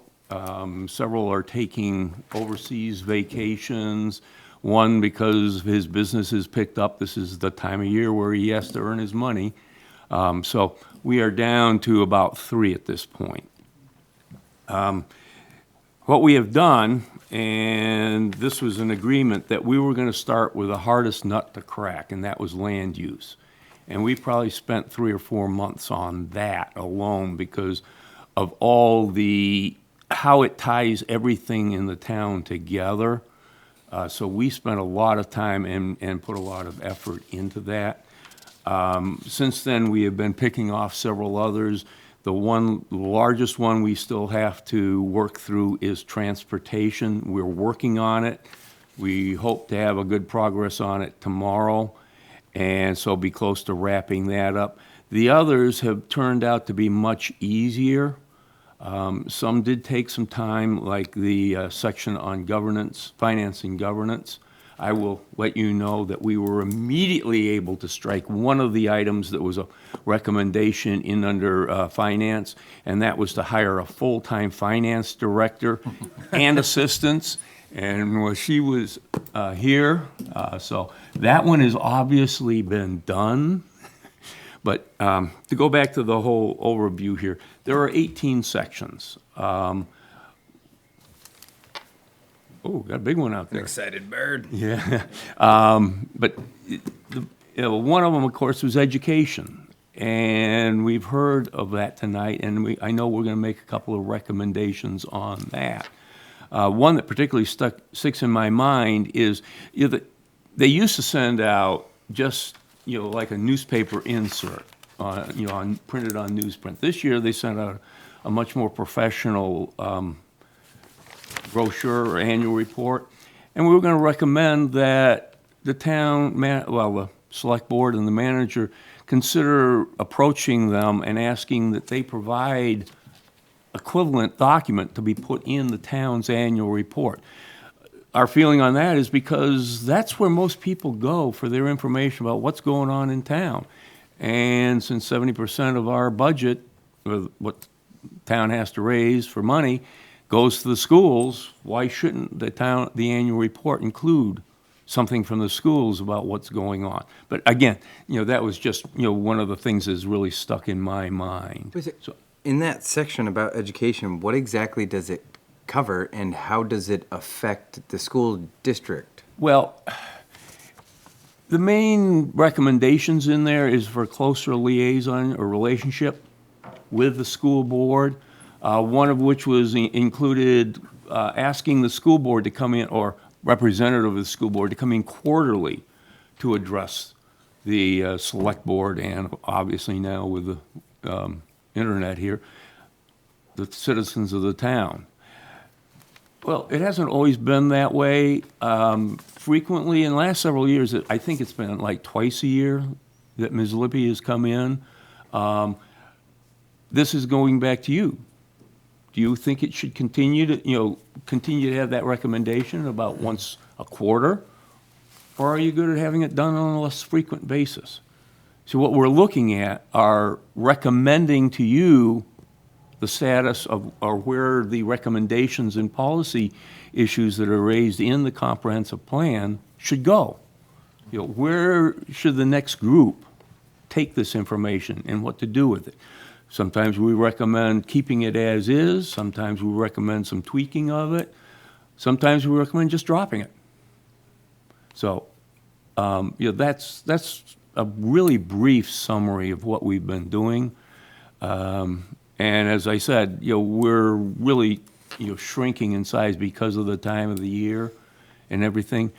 I do believe that you had asked, I'm referring to the General Select Board here, had asked, what would be the position of the current members carrying on into the next committee. Several of them that I have spoken to that have actually definitely given me a response have decided they don't want to do that. A couple others, I think, are waffling on the fence, so might very well be inclined to do that. We know it is going to be a huge undertaking, and I'm going to talk to that in just a moment, too, because there's some areas that can be simplified. Myself personally, I put a lot of time into this, and it's really been draining on me, and I don't think I'll want to continue. So to give you that answer. But now, for that next phase, this book, the comprehensive plan, is really in two sections. One are all the recommendations and discussion, and then there's a lot of demographic information. That whole section really is now covered on a government, State of Maine website, and there's a link to it. And you can keep drilling down to various aspects of it. But if you wanted to print it, it'd probably be twice the size of this book as it is. But it has so much more information than what the inventory and analysis section has, and it's up to date. Yeah. And it will be, as much as possible, kept up to date. So instead of redoing half of this book, Just reference it. reference it. And are other municipalities, have you come across any other municipalities that have been able to cut that whole section out and just replace it with I a don't know. URL? I have no idea on that. I don't know what other towns do for the comprehensive plans. Ours was a very comprehensive plan. And it was held up as an example for everybody else to use when this was published back in 2004 because it went into such detail and it was so comprehensive. The other aspect is as we've gone through, we've noticed that the first section, there's a lot of discussion in there. And a lot of that discussion still holds. It really doesn't need to be reinvented. Linda Clancy is the one that had the original, call it a Word document, for this whole thing. Unfortunately, the software she uses is well out of date, and she thinks she has the new one, but it doesn't seem to be able to want to read it. So really all we have it is in PDF form that's on the town website, but there are tools out there that can read and translate PDF. The issue is capturing all the pretty graphics and pictures, which add so much to this. But again, that can be done through cut and paste. I actually picked up on that watching one of your all's meetings that like you can save a bunch of time by trying to, but it scrambles certain things, and so you have to unscramble that egg to put it back into place. Yes. So it sounds like we're gonna need an entirely new committee to do phase two of this from what you're saying.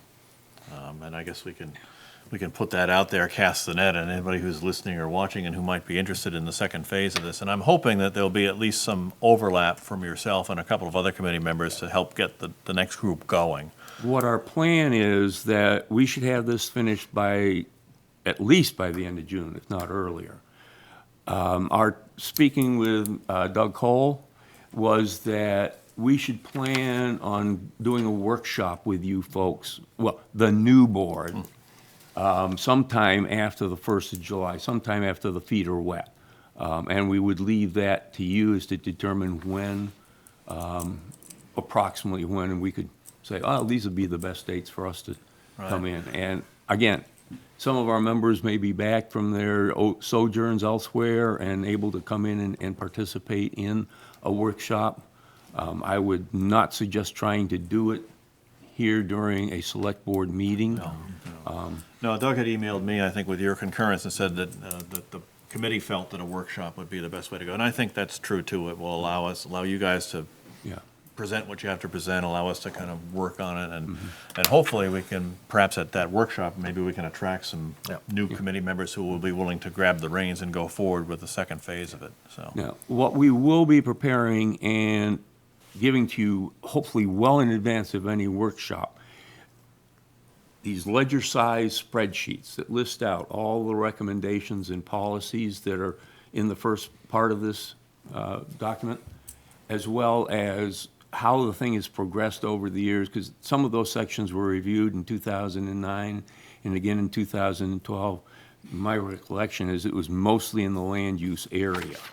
But we've also made our recommendations in an additional column, and that's why it becomes more of a ledger sheet so you can read it. And then also several of the areas we have cover memos to go with it. So to make it a little more, present some of the ideas that we had that didn't really fit into the spreadsheet format, so. Well, it sounds like you guys have done a lot of work, and I'm looking forward to seeing it. Can I Do answer you have any any other further questions? questions for Bill? How long are your meetings typically? An hour and a half. And we have been doing that and trying to hold precisely to that time so people can plan where else they need to be. There you go. Thank you. You were not going where I was going. Well, I was thanking you for your volunteering to step out. Oh, no, I will no longer be on the select board at that moment. Yeah, you should be on that committee. But that's what I'm saying. Okay, well then I will say where I was going with that, which is if you're trying to get people to come out of the charity and goodwill of their, do we have anything in the budget to get them some chips or like some subs or something? Something to make it feel like, because we really appreciate, this is a ton of work, and we're not giving you $1 or a dime. What do you Can we- want? I like flatbread. Let me put it this way. Some of our meetings we've tried to hold here when we can squeeze them in between other events that are going on. So you wouldn't want to hear us chipping away on chips or slipping away on softies. And the other meetings have been over at the library, and we definitely don't want to set a precedence by bringing food into the library, food and drink, that just wouldn't be appropriate. Okay. I think we have a, Ben is here in the Sorry, I audience. He said, yeah, apologize. it's fine I with him. derailed No. it, I apologize. And help keep the numbers up. Doug has something Yeah. to say here. I think we have a pretty unique opportunity having at least several new select board members coming on to get this comprehensive plan review done early on, because I think looking at it will help all of us really understand, what the next 10 years should bring. And I think it will help us plan our activities over the next several years. So it's a good opportunity, new select board people and a chance to review the comprehensive plan. So it's a good combination. But one thing to keep in mind, it shouldn't be a rush job. No. It really does set the pace and reflects on what the town represents. Well, and as you said at the outset, and I've heard many times since I've been sitting up here, is that the plan was done so well the first time that what you're finding is the case is a lot of it is still valid. And as you say, it was held up for other towns as an example. And so it's definitely worth spending the time to do it right, because then we'll have it. We'll Yeah, have it and the thing that impressed me too was how many of the ideas are good ideas, and we didn't really implement some of them.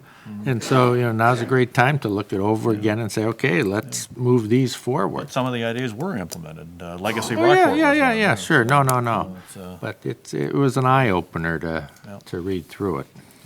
I guess building on that, and my final question for you anyway is, I've heard that from you before. I know, I love that one. Doug referenced what is accurate, which is this is a 10-year document. But in the mindset, is the mindset of the committee been we're preparing a 10-year document, or has it been we're preparing a document where certain good portions are almost timeless in their capturing of the essence of what they want Rockport to be? And so 10 years, 25 years, it should still kind of hold true.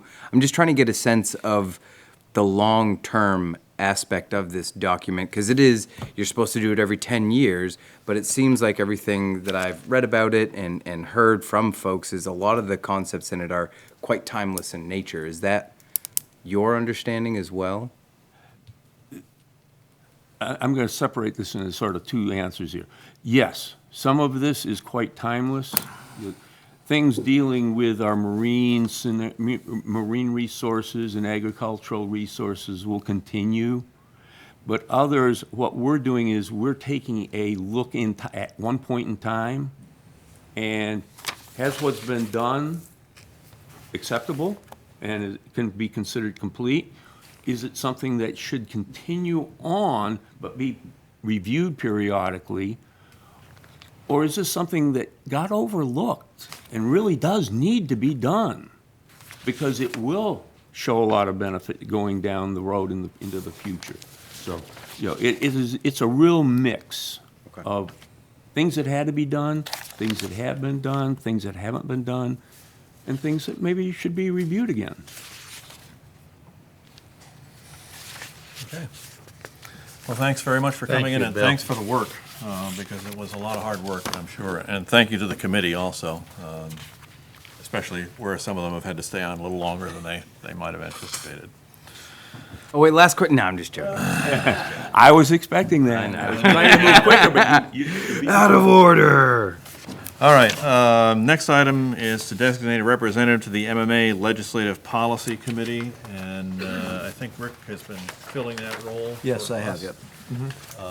And Glad to continue to do it unless a board member would like to. So step in. moved that Rick continue to do it Can we discuss for half a second?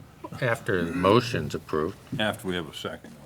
we have a second. I heard a second down there. So after Said we have a after we have a second. Okay. Do we have a second? I withdraw my motion. All right.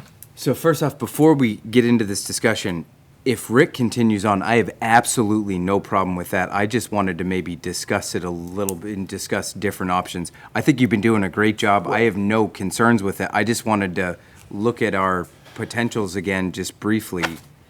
Yeah, Bill did it for many years. And I called Bill today and yeah. he said no. Bill did it for many years. I believe it has to be either me or one of the elected officials.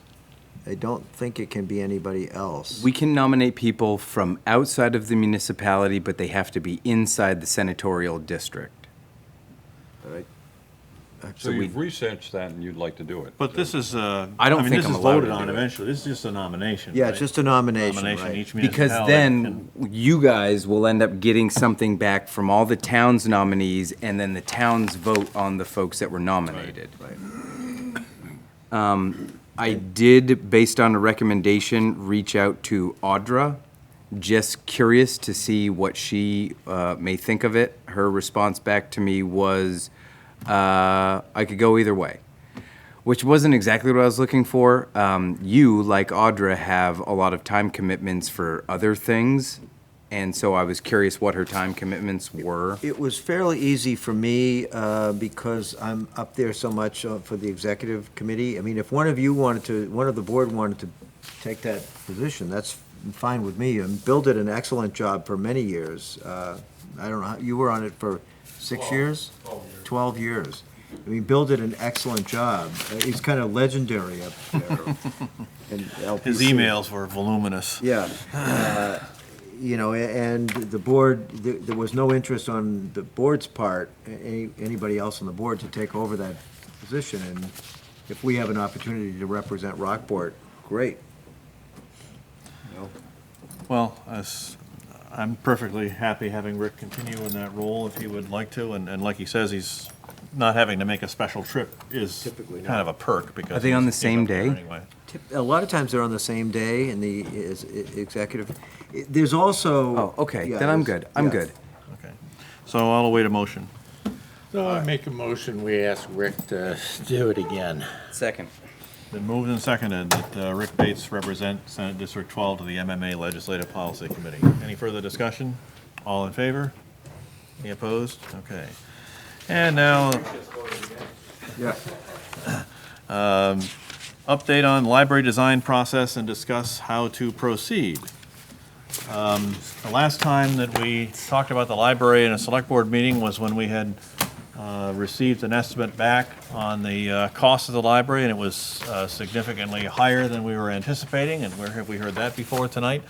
And at that point, it was decided to have the design committee take a look at things and look at some possible cost savings and how we could do that, and the design committee has worked on that over the last, now 6 weeks or so, I think, roughly. I also need to inform folks that while the board had approved using Ledgewood Construction as a construction manager, that relationship has not worked out. Ledgewood has withdrawn. Some of us are disappointed about that. Me in particular, I thought that the process was very solid, and I was hoping that it would be used to benefit the town, but it hasn't come to pass. And so we are now in a position where we are going to be going back to a more traditional bidding process with soliciting local contractors as much as we possibly can, and hoping that we can get a bid in that's reasonable, in combination with the work that we've done to reduce the cost. Rick, do you have anything else you want to add? No, I think, as we heard, I think the library is different from the school construction project. There are two, as my notes say, there are two different animals, so to speak. The school project is a big project. It's 85,000 square feet, I believe. It's a, $25 million project. It's not a project that smaller local contractors can bid on. One of the things about being on the executive committee with many of the managers from around the state is one of the complaints that's going on from a lot of the managers is that they're not, when they're doing bids for big projects down in Biddeford and, up in Augusta and other places, they're not seeing a lot of competitive bidding. They're seeing maybe one project in Biddeford. I think Jim was saying that they only had one contractor pick up the bid documents, even pick up the bid documents to submit a bid. So a project like the middle school, there's no local contractors that are going to be able to do that. To qualify, you're going to be from the Portland area or from New England, that are going to be the only people that can really provide any bids for this. Our project is much, much smaller. And so a lot of the local subcontractors and subcontractors would have an opportunity to bid on this project, because it's a 10,000 square foot building, or Steve will say 7,500 square foot building, but a project of this size is not houses around here are this big. So I think the change in direction is not, it's difficult, but I think going back to the more traditional method may produce the result we're hoping for, which is better pricing. And get us over the finish line without having the challenges that the school is having. That said, we're going to have to hopefully hold the local contractors and the local subs' feet to the fire and say, okay, you've got to help us do this. Well, and I think that, carrying along that line, I think that Ledgewood did us a great favor by the work they did. They provided some very valuable work to us and letting us know that the costs could be higher than we had originally anticipated, and I think that the board originally had talked about a $3 million project with a half and half, $1.5 million bonding and $1.5 million raised by private funds, and I think, Doug can speak for himself, but I know that we have, in the design group, we have sort of come to the realization that that probably isn't going to happen, that we're probably going to have to push those numbers up a little bit. The thought, and this will be where the rest of the board has to weigh in, is that that the discussions that we've had would be to keep the bond at the 1.5 level and try to have the private funders come up with $2 million instead of the 1.5 to give us a 3.5 total cost. And I think the design group, combined with what has been done in research and some local contractors and the Ledgewood number, and the work that the group has done in some alternative designs, which Steve will talk about shortly, to reduce some costs, I think that's doable. So I'd invite Doug, because he's been in on those design team meetings, to comment as well. Yeah, well, I think both of you summed it up very well. I don't have a lot to add to it. I do think, we were fortunate that our architect, as part of his contract, does have a clause that he's to look out for the financial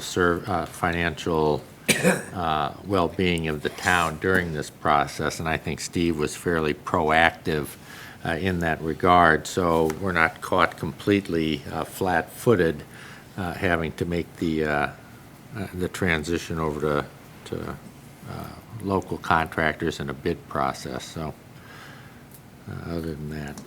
Okay. So I guess I'd invite Steve and Justin to summarize some of the changes that have been made in the design since the last time we were in this room with all the placards and. Yeah, just to bring you up to date, the original library, as most of you remember, started out at 12 or 14,000 square feet.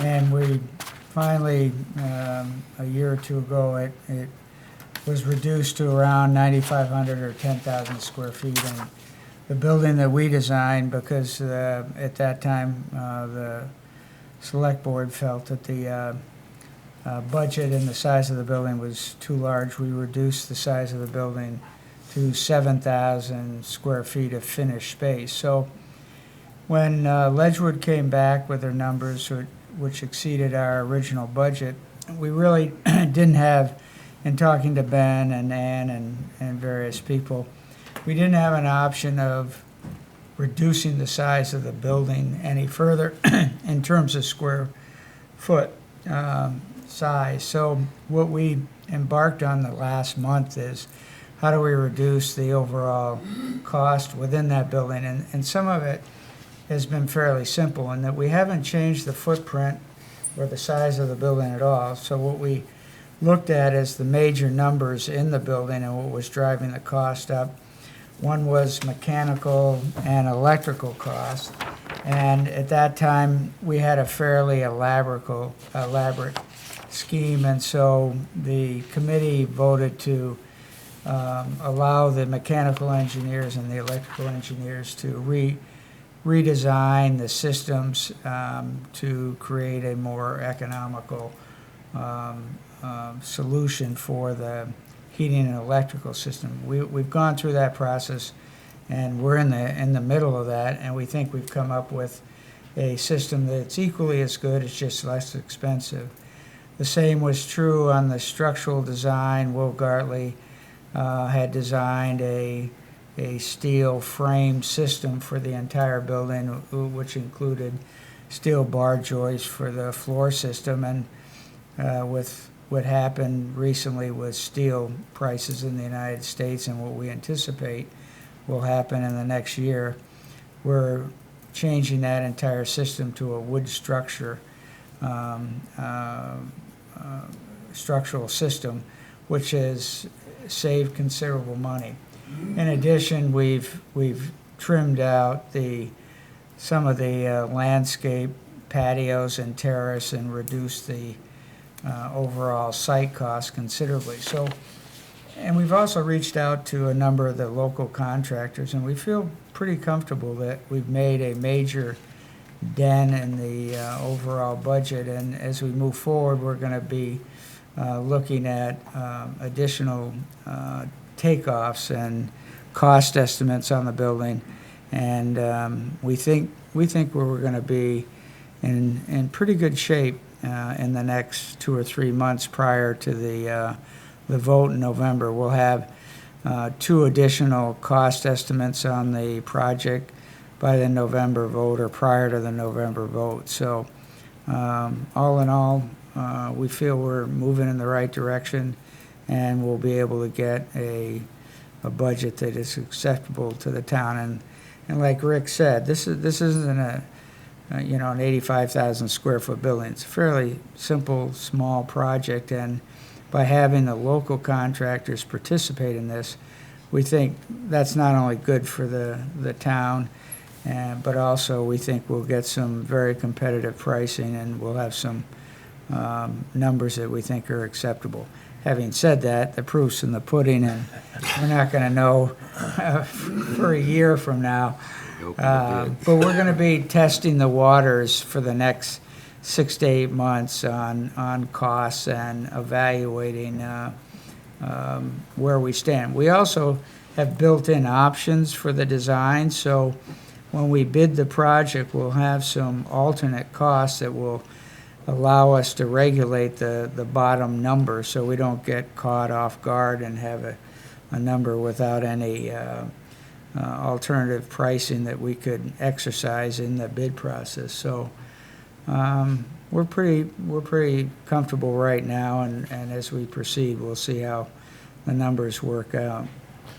I would point out that for those who are watching the images on the screen, you may think they don't look very different from what you saw 6 weeks ago at a meeting here, and the reality is they don't look different, but there are some changes. Patios around the exterior of the upper level are gone, and there's less of an overhang on the lower level. Some people pointed out that will actually allow more light into the lower level than the original design. So there are some changes there, but what's been important from my point of view is that the core of the library, and I think from Ben's too, the core of the library services haven't changed really, except for the placement of a few windows here and there, I think. The core of the program area really hasn't changed from the original design. So Steve has been able to make some changes that will lead to cost reductions, which is going to help us to get this into a reasonable number for the town. Okay, you have a question? Is that a quote? Yep, Is that go ahead. okay? So, thank you. A couple of the things that you had talked about I can totally track with. So cost of steel going up, replacing it with wood, wood laminates, some sort of composite, whatever, that makes sense. Exterior landscape stuff makes sense as far as the cost reduction. What I'm trying to understand, and I know you're architects and not mechanical engineers or electrical folks, but how is it that we saw cost reduction while maintaining, and I'm assuming it had something to do with the amount of time we gave folks to spend on being clever, but I'm just kind of curious, shouldn't we have been that clever in the beginning? No, well, I'll give you an example. In the original design, we had in a mechanical system, we had, and it's getting into technical information, but what they call a VAV system, which is a variable air volume system. And it's a very nice system and very sophisticated, where it distributes both air and hot air and air conditioning through the same system. But by changing that to a heat pump system, it reduces the overall cost. It still does the same thing, but it does it in a different way.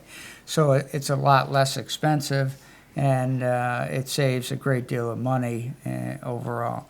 And same way with the electrical, we had I think an 800 amp service, and they looked at it carefully, and they could go a 600 amp service, which saved $10,000, and then they had a very elaborate lighting fixture allowance of over $90,000. So by specifying different equipment, different materials, it took the original number and reduced it significantly in those areas. You're absolutely right, too. In the initial takeoffs by Ledgewood, they didn't have time to get, because of all the work that was going on with schools and various projects, they didn't have time to get alternate prices. So a lot of times they only got one price for the system. So a combination of those two things, we've had more time, got more prices, and we refined the system. So we're bringing those numbers down because of both those. Can I follow on? No. And I'm not opposed to how you answer this question. I'm just I'm curious about it, because I think as long as we do proper long-term planning, things can be mitigated out. With some of the things that you just talked about, the more robust, super awesome system versus the more kind of smaller heat pumps, do we anticipate having to revisit our mechanical and electrical services closer in the future than we would have with the more robust? And I get it, it would likely save us money now. It may be an expense in the future, as long as we plan for that, I don't think that's the end of the world. But I'm just curious, life expectancy for some of these systems. That's a good question, and I don't have the answer to that, but Bennett Engineering is doing the mechanical and electrical design, and those are questions that we should look at. And maybe what we can do is, in the bid process, if there is a significant difference in terms of longevity, we could have that as an alternate bid, have two systems bid, and we could, if we were under our budget, we could go with the more expensive system. So that's an option in the future. With my big end goal being, I don't want to put ourselves in the same situation we had been previously. As long as we've got a good plan and we know the life expectancy of System A is 15 years, and then we set up a reserve account because we know we're going to have to change it out 15 years from now. We can put 20 grand into it annually. So most of it's about long-term planning. I don't mind the cost savings now. I just want to make sure that we don't find ourselves in a place where it's like, we need to spend $200,000 on System X and it's a big shock. Mr. Chairman? Yep. To answer a little bit on Owen's question, one of my recommendations is some of the things we've been doing already through the design team, and Steve and Justin have been working on, as well as Will, is typically for a schematic design, this is enough for a schematic design. And for somebody to give you good quality pricing based on this and some notes and some other things, you're gonna get a price based on the knowledge that they have. What we've been doing is we've spent a little bit more money, and I'm recommending we continue to do that, to move from the schematic design phase more into the design development phase, which, when it comes to the site work, Will has done a lot of that site work. So the design that Will has and the elevations and all the work Will has done on the site, you could probably go out to bid with that documentation, the work that he's done. So the next thing is to have Steve and Justin work more into the design development phase, which wouldn't typically take place until after the bond is triggered, so that we can get more accurate numbers up front. Because the more detail we have going in, the more the local contractors will be able to say, yes, I can do that and I can do it for this amount. If you just have a pretty picture and say, you know, here's about what we want, they're gonna give you a ballpark and it's liable to be high. And the more accurate, the more money we spend up front, it's risky because we're spending the money before we know it's gonna move forward, but it'll give us the ability to have a more concrete estimate. Which is very similar to what we were anticipating getting from Ledgewood. Yeah, Similar. Yeah. Similar-ish, more refined And detail, I think the gives you difference better is, bids. and in Rick's notes, and we've talked about this in the Designs Committee, that we probably, as the town, will need to get an owner's rep on Right. board in the next, month or two. The let's earlier say. the better, yeah. And so that'll be somebody who'll be looking out for our interests, and somebody with expertise who'll be looking through the plans and working with Steve and Justin and Will to say, okay, well, what about this and what about that? So that, because one thing we want to have confidence in as a board is that when we go to the voters, that we have some confidence in the estimate that we're putting forth to the voters and the plan that we have. We don't want to have the sticker shock that the school has experienced. You don't want to do what the school board just did? And that's why it's, it There's is a bond very. premium. We can do a bond Yeah, premium. we'll just do a bond premium. It'll It's buff interest. out. It'll buff out. But I think that's why it's really important at this stage to continue to focus, in my opinion, on the cost cutting that we've done. And this is what this alternate option A, as Steve is calling it, has shown, that there has been a fairly significant amount of cost cut out of the previous plan that we had. And I think that's going to serve us well as we move forward. If these bids come in lower than we anticipate and we're within our budget, then we can talk about possibly adding on some of the things that we've talked about. If you all propose, because I won't be on this, but if you propose delaying the first principal payment, I'm going to be here at public comment telling you guys are crazy. Actually, that's the normal rather than it's not normal to I do mean, that. most of the changes in the design are unseen changes. You Right. know, the actual drawing, with the exception of Still the have brick, portico we in the still have front. metal roof. Yeah, well, no, I think the metal roof will be a design alternative. It's alternative. We're giving options, so then you don't get to that price point. And we have two quotes on different window manufacturers, and so there'll be, part of it is educating not only the board, but also it will be ourselves on what our options are, what we think will best serve the library, but then when it comes down to budget, we can make an educated decision on which items are more important than not. And this is all a process of value engineering, but we're doing this prior to the vote, and It's a great It's done. phrase. Yeah, Great phrase. very clever. Not you, other people. The other members of the design team are here, are Ben and Ann. I don't know if you would like to come make a comment or of any sort or another, please feel free to do that. I would love to. I would love to hear from you all because I have not been as active on this. I've been liaisoning with Doug and Ken as much as I can. I would love to hear from you all about where we're tracking, the direction we're going, and how you feel about that. I mean, do you have any specific questions, or you just want me to? Just talk. chat a Yeah, little bit? how we're tracking, Yeah, how where we're how going, doing. and if you like it. Well, obviously, I'm happy because most of the changes that we've made have not been programmatic.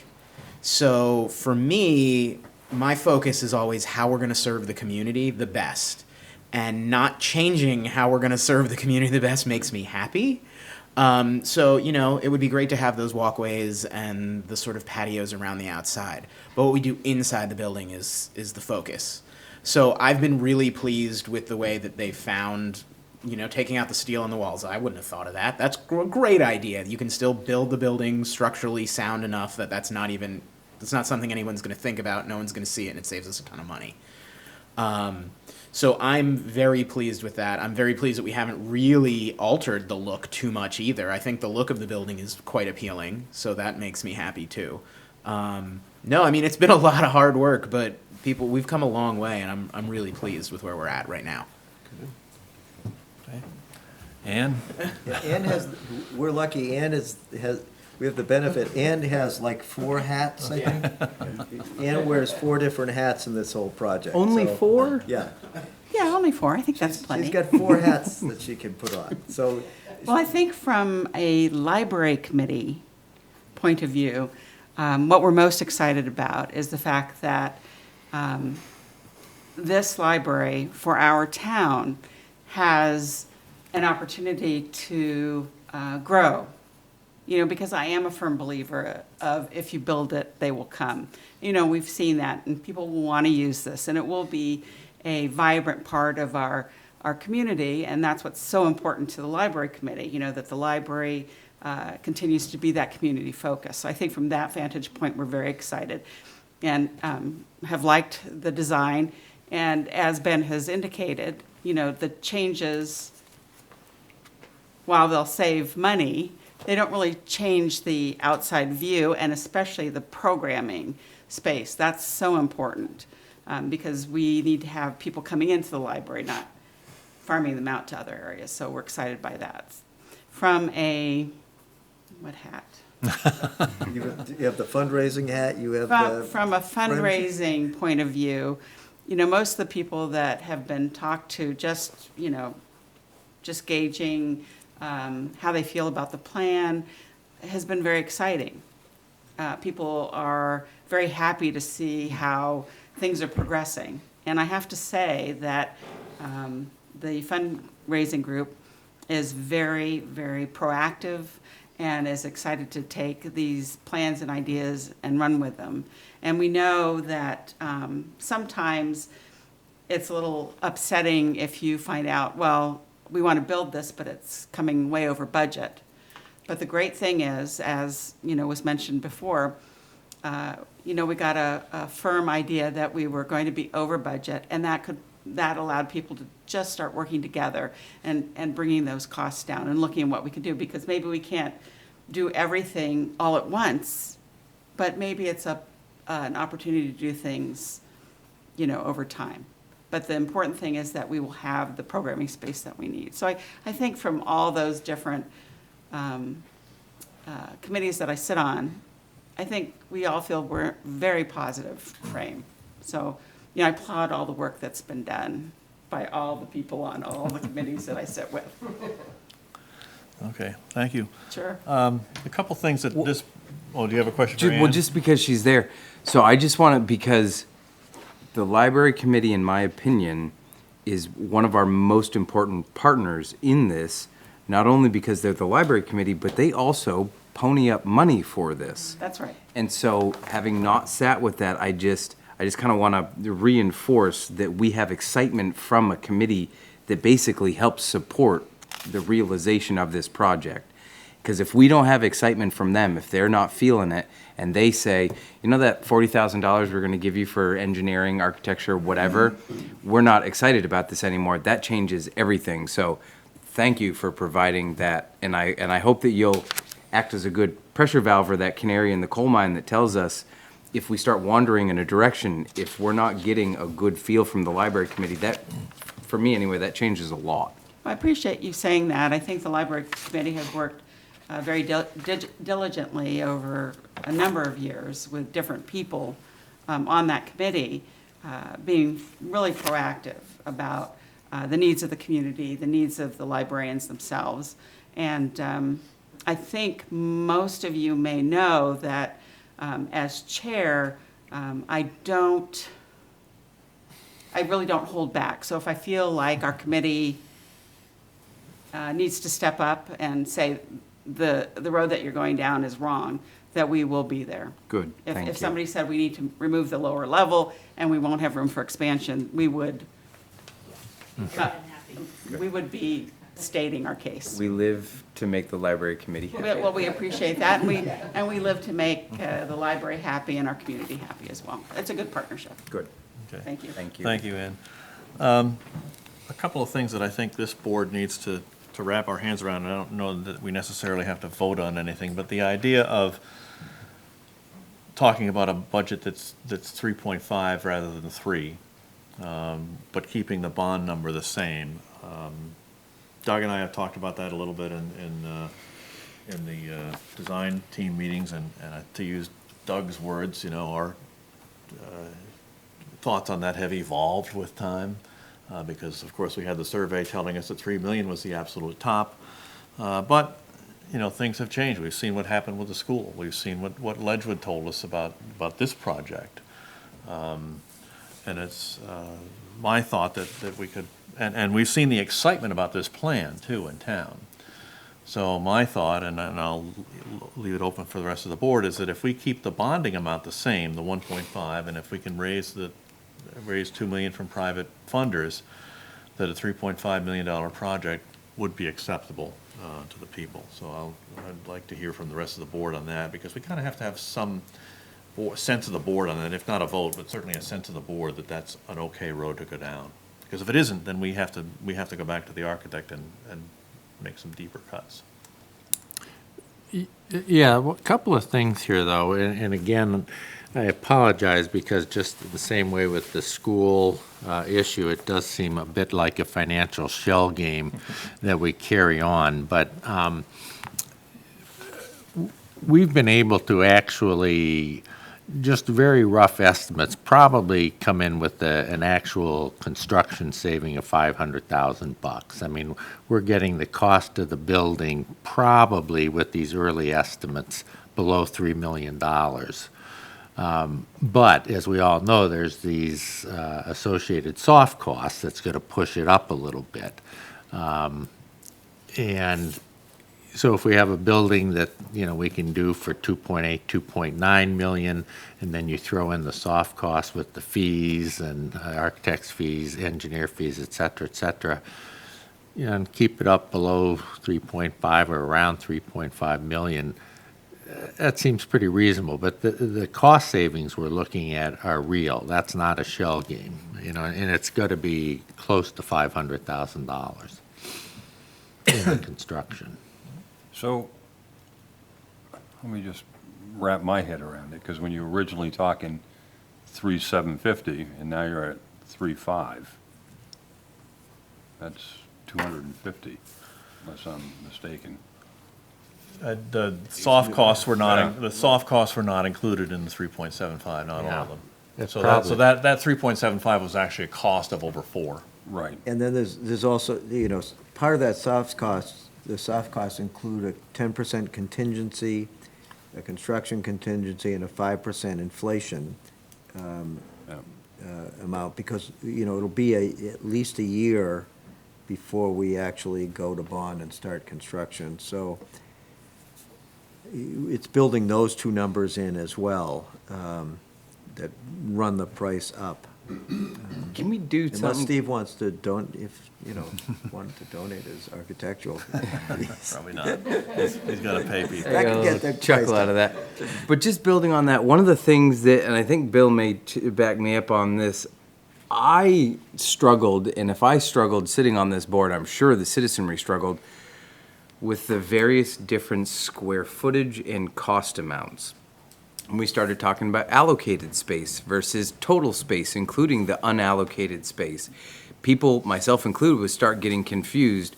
What is just, and so sometimes I think it's just better to say the total square footage and the total costs. All of your unassigned space is part of that square footage. All of your soft costs are part of the numbers that we talk about. And we can dive into them and break those bits and pieces apart, soft costs versus construction costs. But as far as communicating out to the citizenry, having a couple of different square footage numbers and a couple of different costs just add to confusion and add to, I'm not really comfortable with this. But going on the high end, total square footage, allocated and unallocated, total costs of everything included, that I think should be the message going forward when it goes to pushing it out to the community. I'll give you my take on that. The total square footage of this design is 10,000 square feet. There, it includes some unfinished space. Correct me if I'm wrong. I'm looking at 5,000. And that's what I'm talking Okay. about, just- There's one answer. Second answer on the cost, the 3.75 Ledgewood estimate did not include soft costs, including the soft cost, that total cost was over 4 million. What we're now talking about is looking at trying to keep the total cost to 3.5. And that would, as Doug mentioned, that would include a construction cost that probably is somewhere around 3, maybe a little lower if we're lucky. So that's where I am right now with it, is that we've, as Doug says, we've cut about 500,000 or so out of the cost. And so I think right now we're looking at, for this plan, that we think that the 3.5 is reasonable. Now, we won't know for sure until we get the estimates, but that's kind of what I want to see if the board is comfortable with that, because we had talked initially about a total cost of 3 million. That's what the survey had guided us, that's what we voted for when we set the project out to Steve in the first place, so. But I think that we've discovered now, at least I think I have, that $3 million cost for a plan like this was not realistic. And yes, we could redesign and do a $3 million library, but it wouldn't look like this. And it would make Ben a little bit more unhappy. And quite honestly, the community response to this, I think, has been pretty significant. And it's to Steve's credit that he has been able to cut $500,000 out of cost out of this thing. And people looking at this probably don't notice a big difference from what they looked at 6 weeks ago. So again, I go back to, the question that I think we have to give some clarity to. Like I say, I don't think we have to vote necessarily, but I think you have to have a sort of sense of the board that we're okay with a 3.5 total cost. Yeah, I think that's the thing to focus on, is the cost, the square footage, assigned space and all that. Yeah, that doesn't just matter. confuses people. I know, that's why I was Right. trying to, Yeah, I and think- you guys, when you have shop talk, that's totally cool. But as it relates to my experience sitting on this board when we tried this previously and talking with a lot of folks, when the communication from this board to the community involves various different numbers, it can start being confusing. Well, what is the square footage that we're talking about here? So this is more of a couple of months before November, and you're doing a public relations push to have folks understand the project. Total square footage, total cost. That's my recommendation. And quite honestly, for me, total square footage doesn't matter. What matters to me is what Ben and Ann tell us, that this plan meets the needs, will be able to meet the needs of the community, and they'll be able to run an excellent library program for the town of Rockport. And an important piece is that the 1.5 million bond amount. It's one of the few times to break the numbers Is out. to say, That's a good the only, place. that has not changed. It puts more pressure on the fundraising committee, but, you know, I have to say that fundraising committee, they've been eager, they've been working really hard. That group is, they've done a lot of work already, and they're sounding pretty positive. Yeah. You know, I'd say let them do their work and see what they can come up with. And a quick comment on fundraising. If this had been a handful of months ago, based on the school board's previous statements about fundraising they were going to do around the middle school, I would say I think we're maybe trying to get too much out of a community where a bunch of people are asking money.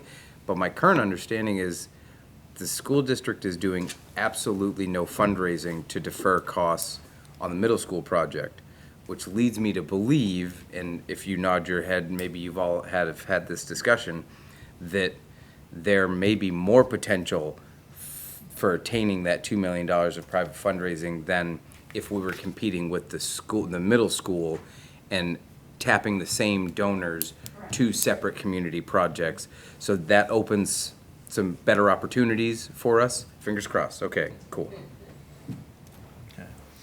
And I think the next step for Steve, correct me if I'm wrong, but the select board has another meeting at the end of June. And I think by then, the anticipation is that we'll have some more solid numbers at that time, I think. Right. And I think at that time, the select board may need to take a vote on, you know, a total project cost or something. But I don't want to push it forward if there are board members who say, you know what, that 3.5 isn't going to work for me or whatever. So I kind of. It's higher than I wanted it to be. I was hoping we were at 3.2, 3.3, but I have to try. If we were talking about bumping up the amount that we're asking the citizens to pay for, that would be a different thing. But as far as the overall cost and the fundraising, if it's attainable, I'm fine with it. Okay. I won't be around for the next vote. Yeah, but right now, we can get a sense of the board. And Mark, what do you think? Well, I originally had said amongst us that I would be happy to help support the 3.2, which is a little above. And I'm in hopes that through the miracle of modern science, we'll be a lot closer to that than we will to 3.5. Oh. But the important part is that the bond will only be $1.5 million. Right. And the cost to maintain it afterwards won't be any more because of it being 3.5 than if it were 3. It's just that the cost to build it are more. Right. Okay. So, Well, I'm taking that as a sense of the board is okay with that. The other thing that I think we need to talk about, and Rick has it in his notes, is the idea of getting an owner's rep on board, or at least developing an RFQ for getting an owner's rep on board, and that RFQ will be developed in consultation with Steve and with Will Gartley, I think, so that we know exactly what we're asking this person to do on behalf of the town. It's basically act as the town's representative or watchdog, if you will, on the project. And I think that, we can, we don't necessarily have to vote on it right now, but we certainly could direct Rick to start the process of start the developing process, yeah. that RFQ, unless somebody has an objection to that. And then at some point, that RFQ will come in front of us again, and we'll have to vote to accept it and then move on. And that would be late June. Is that going to be enough time, do you think? I think so, don't you? That we can get an RFQ out? Well, I'm sure, Yeah, I guess my question is an that, RFQ prepared yet. is it okay to put it out in the public at that late date, or do you need to put it out earlier? There's think no we're money okay. associated with it for just a request for qualifications. No, not for qualifications. And I see the process of the owner's rep building over time. At this early stage, it won't, it's not going to be, it's not anywhere near approaching a full-time commitment of any kind. A larger commitment will be in the construction phase. But at this phase, it would be a much smaller commitment of time. That I see that person working. And then when we get into the developing the bid documents, there may be more time than currently. So, but I think it's important for us to get that done, and then also, we do have some money, some remaining funds still. Continue to move forward on developing that design now, rather than waiting until, we go out to bid. I think the more complete, we won't have construction drawings, but the more complete we can have the design as far as it being thoroughly thought out and developed, the better off we'll be getting pricing and being able to, have the local contractors or whoever, say, yeah, I can build that. I can build that within your budget. It refines the estimate, and it's work that's gonna have to be done eventually anyway. Yeah. If the vote, goes as we hope it will, which is it passes, then we'll have that work already done, and we'll be closer to. The difference is you're paying for it up. You're Paying for it now, and earlier there's a than little bit later. of a risk in that, because there's a vote involved, but I think that, what I'm hoping is that the citizens see what we've done over the last few months, which is we've got the estimate, the estimate came in high, we've worked hard to reduce it, we've maintained the plan. Yes, we've had to make a little bit of an adjustment in the financial idea, but we haven't changed our thought as to what the bond amount would be. So I think, unless the board just thinks otherwise, that I think it's fine for Rick to go ahead and start the process of drafting, putting together that RFQ, unless anybody objects. Does anybody have any? Because you're just on the other end of the Yeah. table. Does anybody have any further questions for Steve? I or can't for look this Justin? way, it won't make any sense. Okay, thanks, Steve, and sorry you had to stay Working so hard, late. The only thing we have left is liaison reports, and it's been only 2 weeks since we met last, so does anybody have any liaison reports they want to talk about? Simonton Corner Community Hall raised over $3,000 at the toll. So thank you all very much for approving it. And I think with an application for a Rotary grant, virtually everything can be completed to make that building approvable by the fire marshal for usage again. Okay. Actually, I have quite a few reports, things that happened. Go since for it. last time. Well, probably the most important here is the Harbor Committee. In my previous reports, I alluded to the fact that they were having some trouble with membership. And, besides having trouble making a quorum, that also, the trickle down is that it can inconvenience citizens who come to apply for various projects and stuff like that. So the committee chairman talked to committee member Barbara Chapman about this issue and having her show up, and she had promised that she would make it to this most recent meeting, but unfortunately she wasn't there. And I'll be honest, I've been on that committee now for a year, and I've actually never met Barbara. So at this point, what we'd like to do, and I would make the motion that we send Barbara Chapman a thank you note for her service to the board, but we'd like to replace her with Parker, I don't know his last name, but he's the alternate for the committee, and move Parker up into her slot. And that would open up the alternate position on the board, and Abby has a person in mind for that too, so. Do we know when Barbara's term expires? Yeah, it's several years from now. She Okay, so got it's- reappointed so it's not- last time, so it's, really can't wait for it to happen, so. Okay. Unfortunately, I think that's just what I have to recommend to the board. That's kind of different. I don't know if we've ever done that before. Well, we never have, but and I'm trying to think whether we need to, if it was a quasi judicial committee, we'd have to have a hearing and do all that kind of Yeah, stuff. right. Where it's an advisory committee, I don't think we do. I think the charter says they just serve at the Serve at pleasure of the board. Of the board.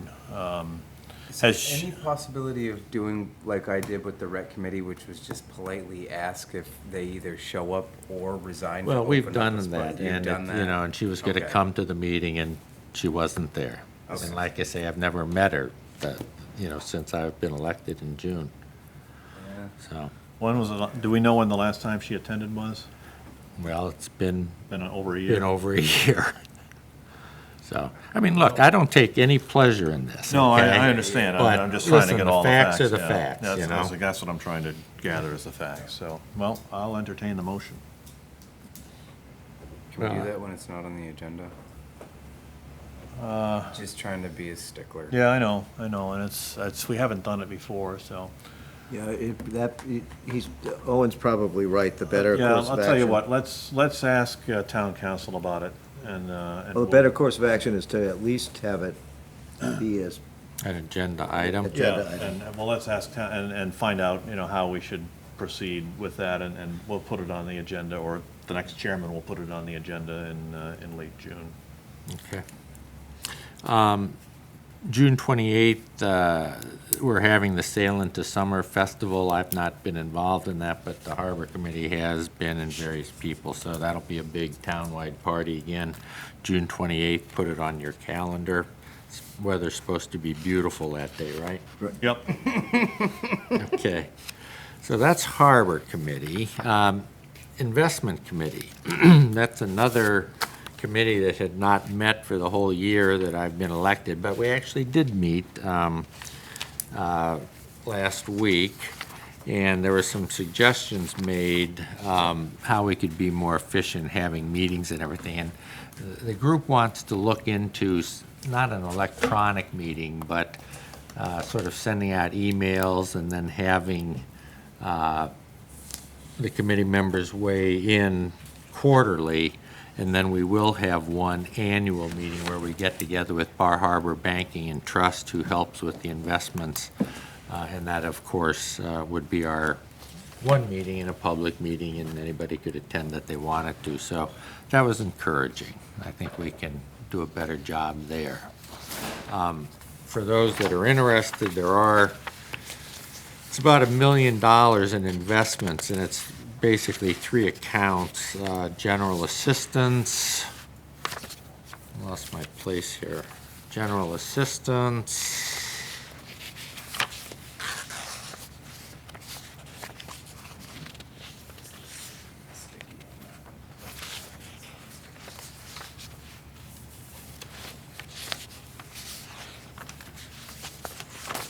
You don't want to help me out?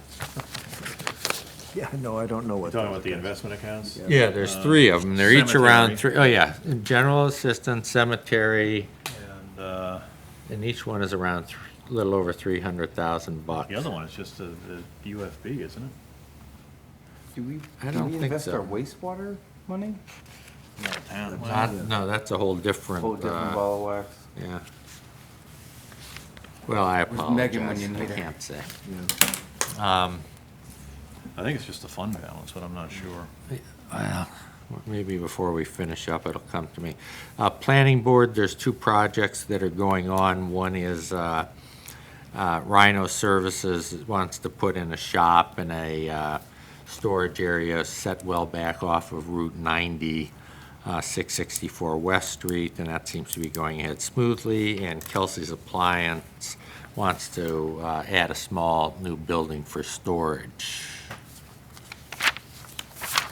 Midcoast Solid Waste Corporation, I went to that meeting for the first time. That's pretty interesting.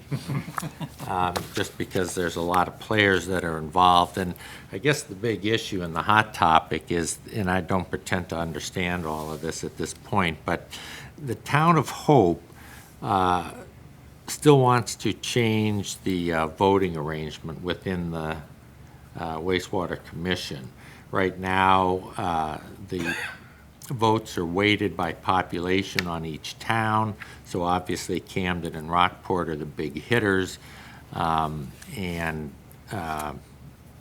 obviously can influence the vote. The town of Hope would like to see each town be given 1/4 vote of interest in the vote. And there was a lot of discussion around that. I guess I can understand Hope's argument, but when you consider the fact that the solid waste location is in our town, My inclination, again, is to give us a little bit of preference with a weighted vote, but I don't know how the rest of the select board might feel about that.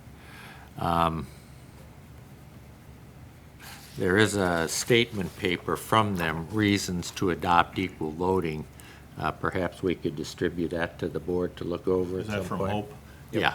Okay. Yeah, I had talked about this issue a little bit with Owen, and that's a tough one, because I understand where Hope is coming from, but on the other hand, they're not contributing dollars to, they have a smaller population, so their subsidy is less, and, the weighted vote is there for a reason. I wonder whether some hybrid could be adopted somehow, where they maybe get a little bit more representation, but the idea that the towns that are contributing more money still have a somewhat stronger vote. I don't know whether that would be possible or I will not. just, again, because I struggled with that too. We come up with more money than Lincolnville and than Hope. That said, when we ask for money from the citizens, what the Solid Waste Corporation does to fund that is reaches into every citizen's pocket and takes $2. And so they take $2 from a citizen in Hope's pocket, they take $2 from a citizen in Rockport's pocket, and the same in Camden and Lincolnville. Just the difference is, because there are more people in Camden, the aggregate is larger than it is in Hope. But it's been the exact same impact On the on individual. every individual. And wrestling with that, because we've been talking about this for a while, and my initial inclination was not to approve it. To approve the equal voting, or? Not to approve the equal Right, voting, okay. to keep and maintain the weighted vote. Yeah. And I do think that two things kind of pushed me over the edge anyway into being far more inclined to give them equal voting rights as with everyone else. Well, three things. One, there are very few governmental organizations that operate like this. I would think that it's somewhat atypical.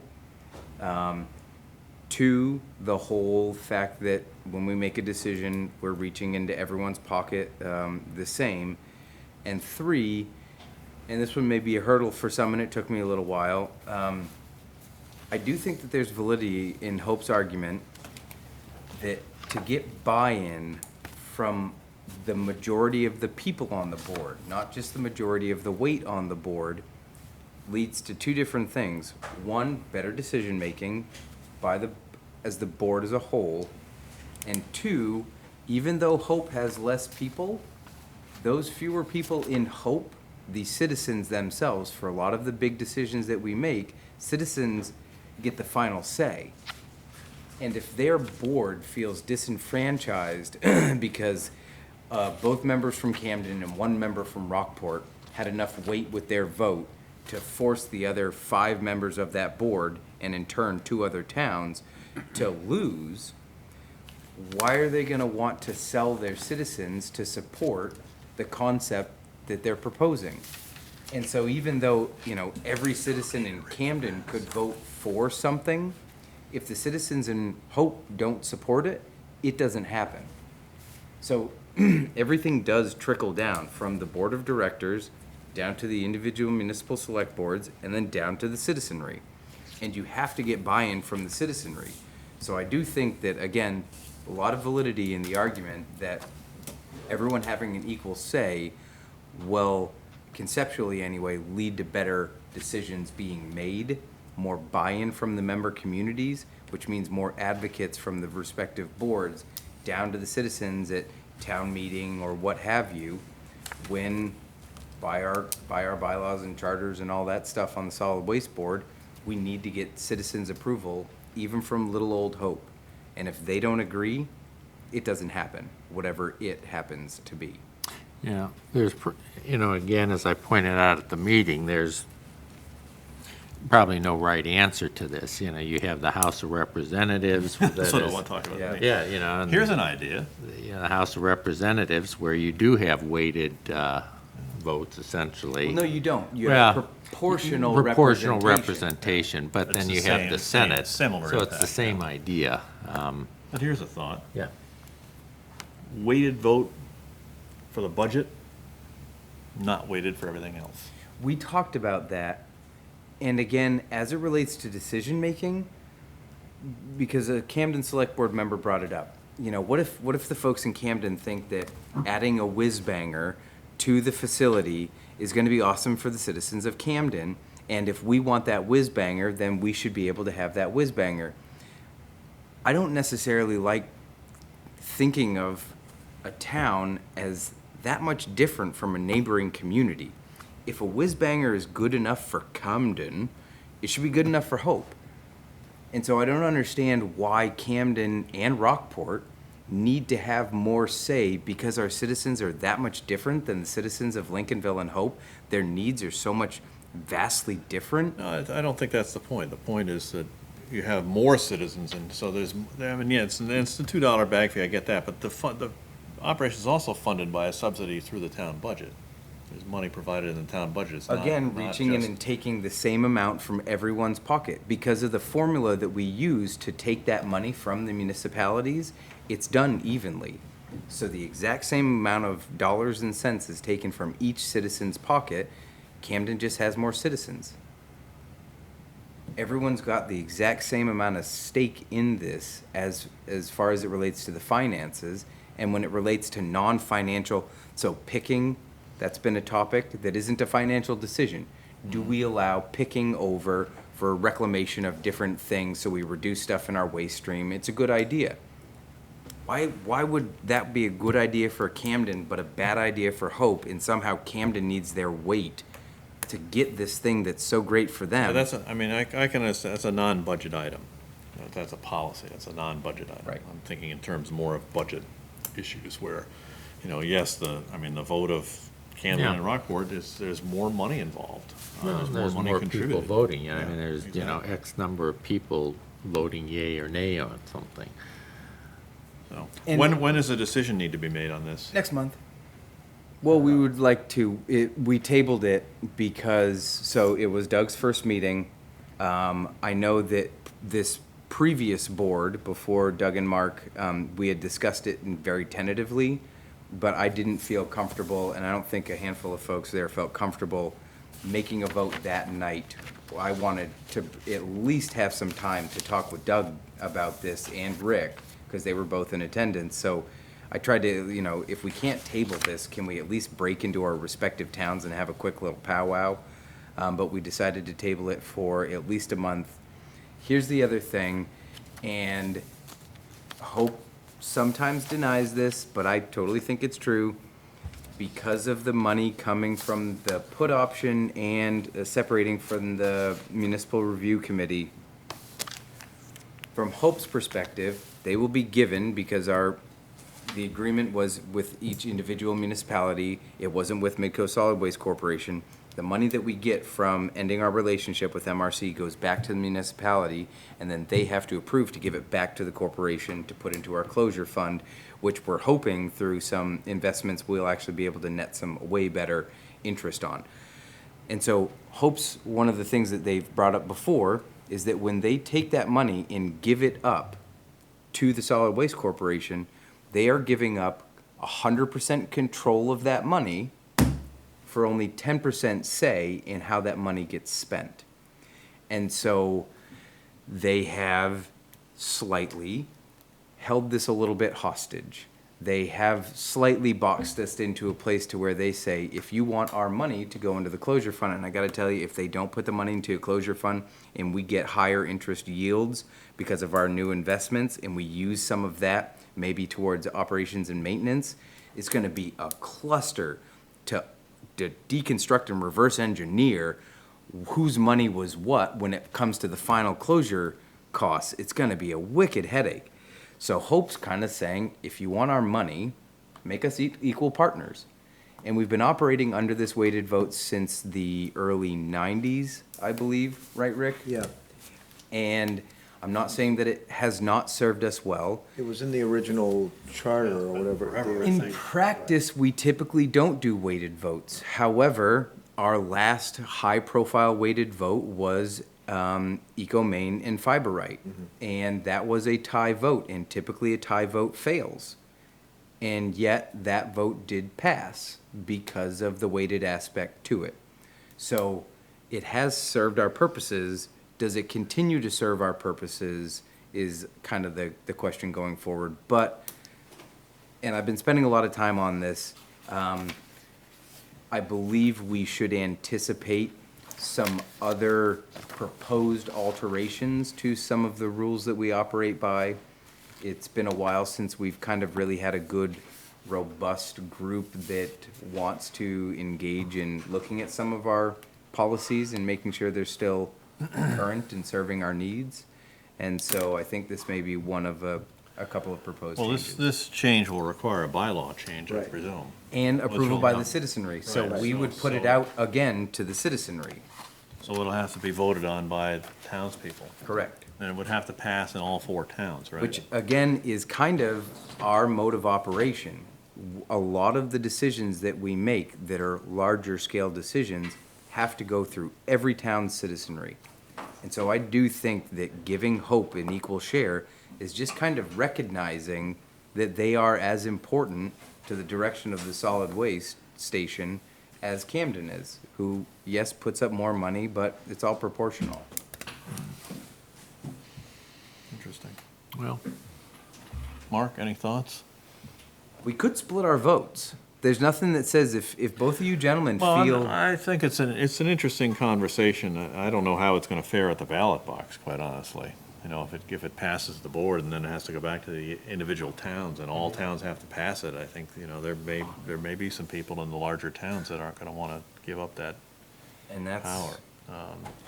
And like you say, a lot of the votes over the years have not been, they've been, you know, unanimous votes on most things. The fiber right, eco-main thing was Yeah, an I think there's, exception. That I was a think big there's been exception. 2 cases where the weighted vote came up. So in practice, we basically, even though it is not true to say, in practice, we just do it, yeah, everyone's equal, because in reality, it is not. Every vote that we take is a weighted vote. There is no vote that we take Right. that is not weighted. Yeah, you just don't have to But figure yes, it out if it's Generally unanimous. speaking, we strive for unanimity.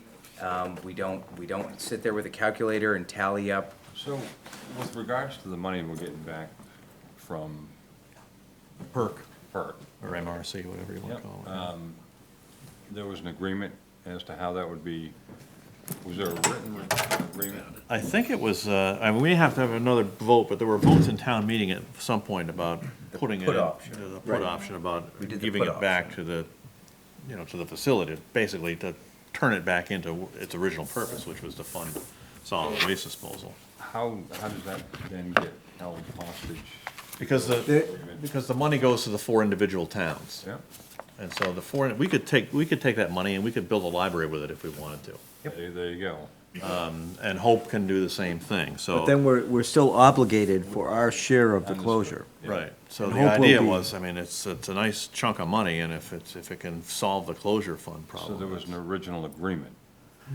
Well, I don't think that there wasn't, I mean, Understanding. this board had stated that it was the intention of this board to put that money back into the facility, and I think Camden's board did too, I'm Right. not sure. At Camden and Lincolnville, all Lincolnville. 3 boards did. Hope, Hope was waffling on that, so that's the hold hostage thing. mean, that the- And I think it's an was- opportunity, Just a it's an wobble opportunity back. for them. There was an opportunity presented Yeah. to where they had been thinking about, talking about, and discussing going to equal representation as far as a vote. And now there was an opportunity to say, well, if you aren't treating us fairly, we're gonna hold on to our money, we'll put it in a dedicated account, and we won't spend it. But, geez, I don't know. I don't know about putting money into it in an account and saying, well, we're not gonna touch it. When's the next meeting of that board? Yep. I can't remember. We Yeah. meet the last Wednesday of the month. So the question is, are you still on the board at that point? So Yeah. that we roll into another solid waste, so again, I've been spending a lot of time on that. So first thing to bring up is, it is my opinion anyway, that some members of the 4 towns' select boards have been viewing the position of sitting on the solid waste, Midco Solid Waste Board of Directors, as sort of a liaison position, just like we do with our committees. However, that does is not the case. No, it isn't. You're a part of a board. You are part of a board, and what's been really concerning, I'll showcase it with this. The Once 20 John French is done on that board, I am the most senior person on that board. That shows the turnover rate and the kind of discontinuity of That's a leadership problem, on the yeah. board, and it's been a real problem. Yeah. Jim is constantly having to explain the same thing that he explained a year ago, again, educate a new board, and yes, Board members die. and we did. We had turnover of 2 board members, leaving this plane of existence. But we've also had, Bill. Bill resigned his post. Tracy resigned her post. That's how I got put onto it. Right. And so And it doesn't have to be a select board member. No. it does not. In some of our conversations we've had, these are just small little conversations. We'll eventually bring it to the full board. Maybe we should look at, again, how we get members onto this board. Maybe one member is appointed by the select board, and it is a select board member, because a couple of years ago, they had more community members, and some of those community members sitting on the board were going, I don't have this same elected fiduciary responsibility.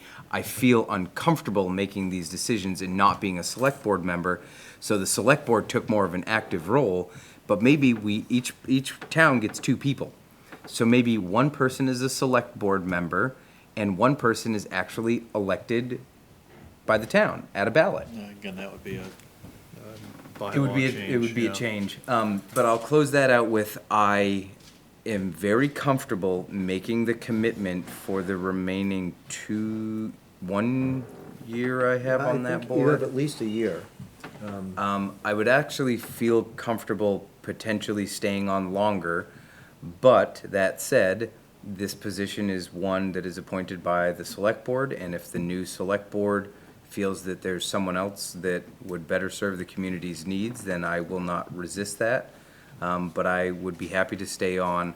I've been following this for a while. I've been doing this I was following what they were doing before Before I you got got on put the onto select it. board. My dad's a trash Nazi. Actually, I don't know that we ever appointed Doug.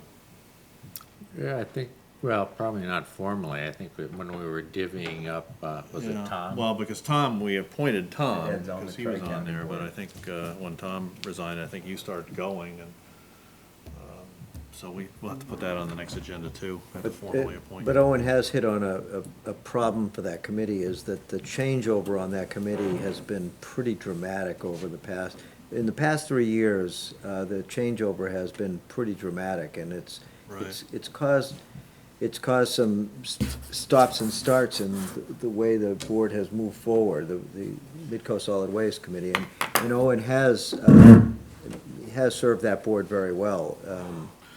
Well, and I was gonna say, I'm comfortable, and actually, yeah, that's right, the term, you're appointed for a 3-year term, it doesn't necessarily coincide with your select board term, so you're still on that board unless we Unless you ask you to resign, or the new board asks you to resign and somebody else gets on, but, I was gonna say, I'm comfortable with having you guys come to your own conclusions about this issue. I think And that there's- was the sense, I wanted to think get a there's- sense. I mean, my sense is that I think the weighted vote is more fair in some way, but I'm willing to listen to another argument there. And like I say, if you could, some sort of hybrid might be worth considering, where the budget issues are dealt with a weighted vote, and non-budget issues are dealt with. That committee, they've got more work to do, and they'll be wrestling with this for, if you can solve it next month, that'd be a Okay. miracle. It's the 27th, I think, Okay. Wednesday, the 27th. So not moving right along, but with regards to the capital improvement committee, because I'm jumping ahead. Yeah. He's trying to get us out of here. Liaison reports. yeah. Wait, so, so the sense from the board, because we're gonna have to go back and I just wanna make sure that I'm doing the best to try to represent the board. I'm inclined to make it equal and even for all parties. And Doug it sounds like he may not be, and if it's a split vote, that's okay with me. I think that would actually be That a might good be the sense of reflection the of board. where the board's at. But I'm willing to have you guys, I trust you guys to listen to the arguments and come to a We'll rational powwow decision. before the next meeting. I'd like to have the capital improvement committee get together sometime after the first of the fiscal year.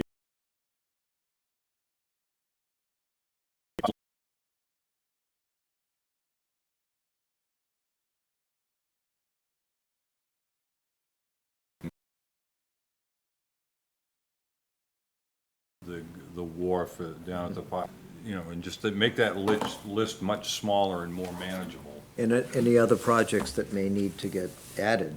Yeah. Well, I'm sure still there's- trying to work on getting some of them off of it. Yeah.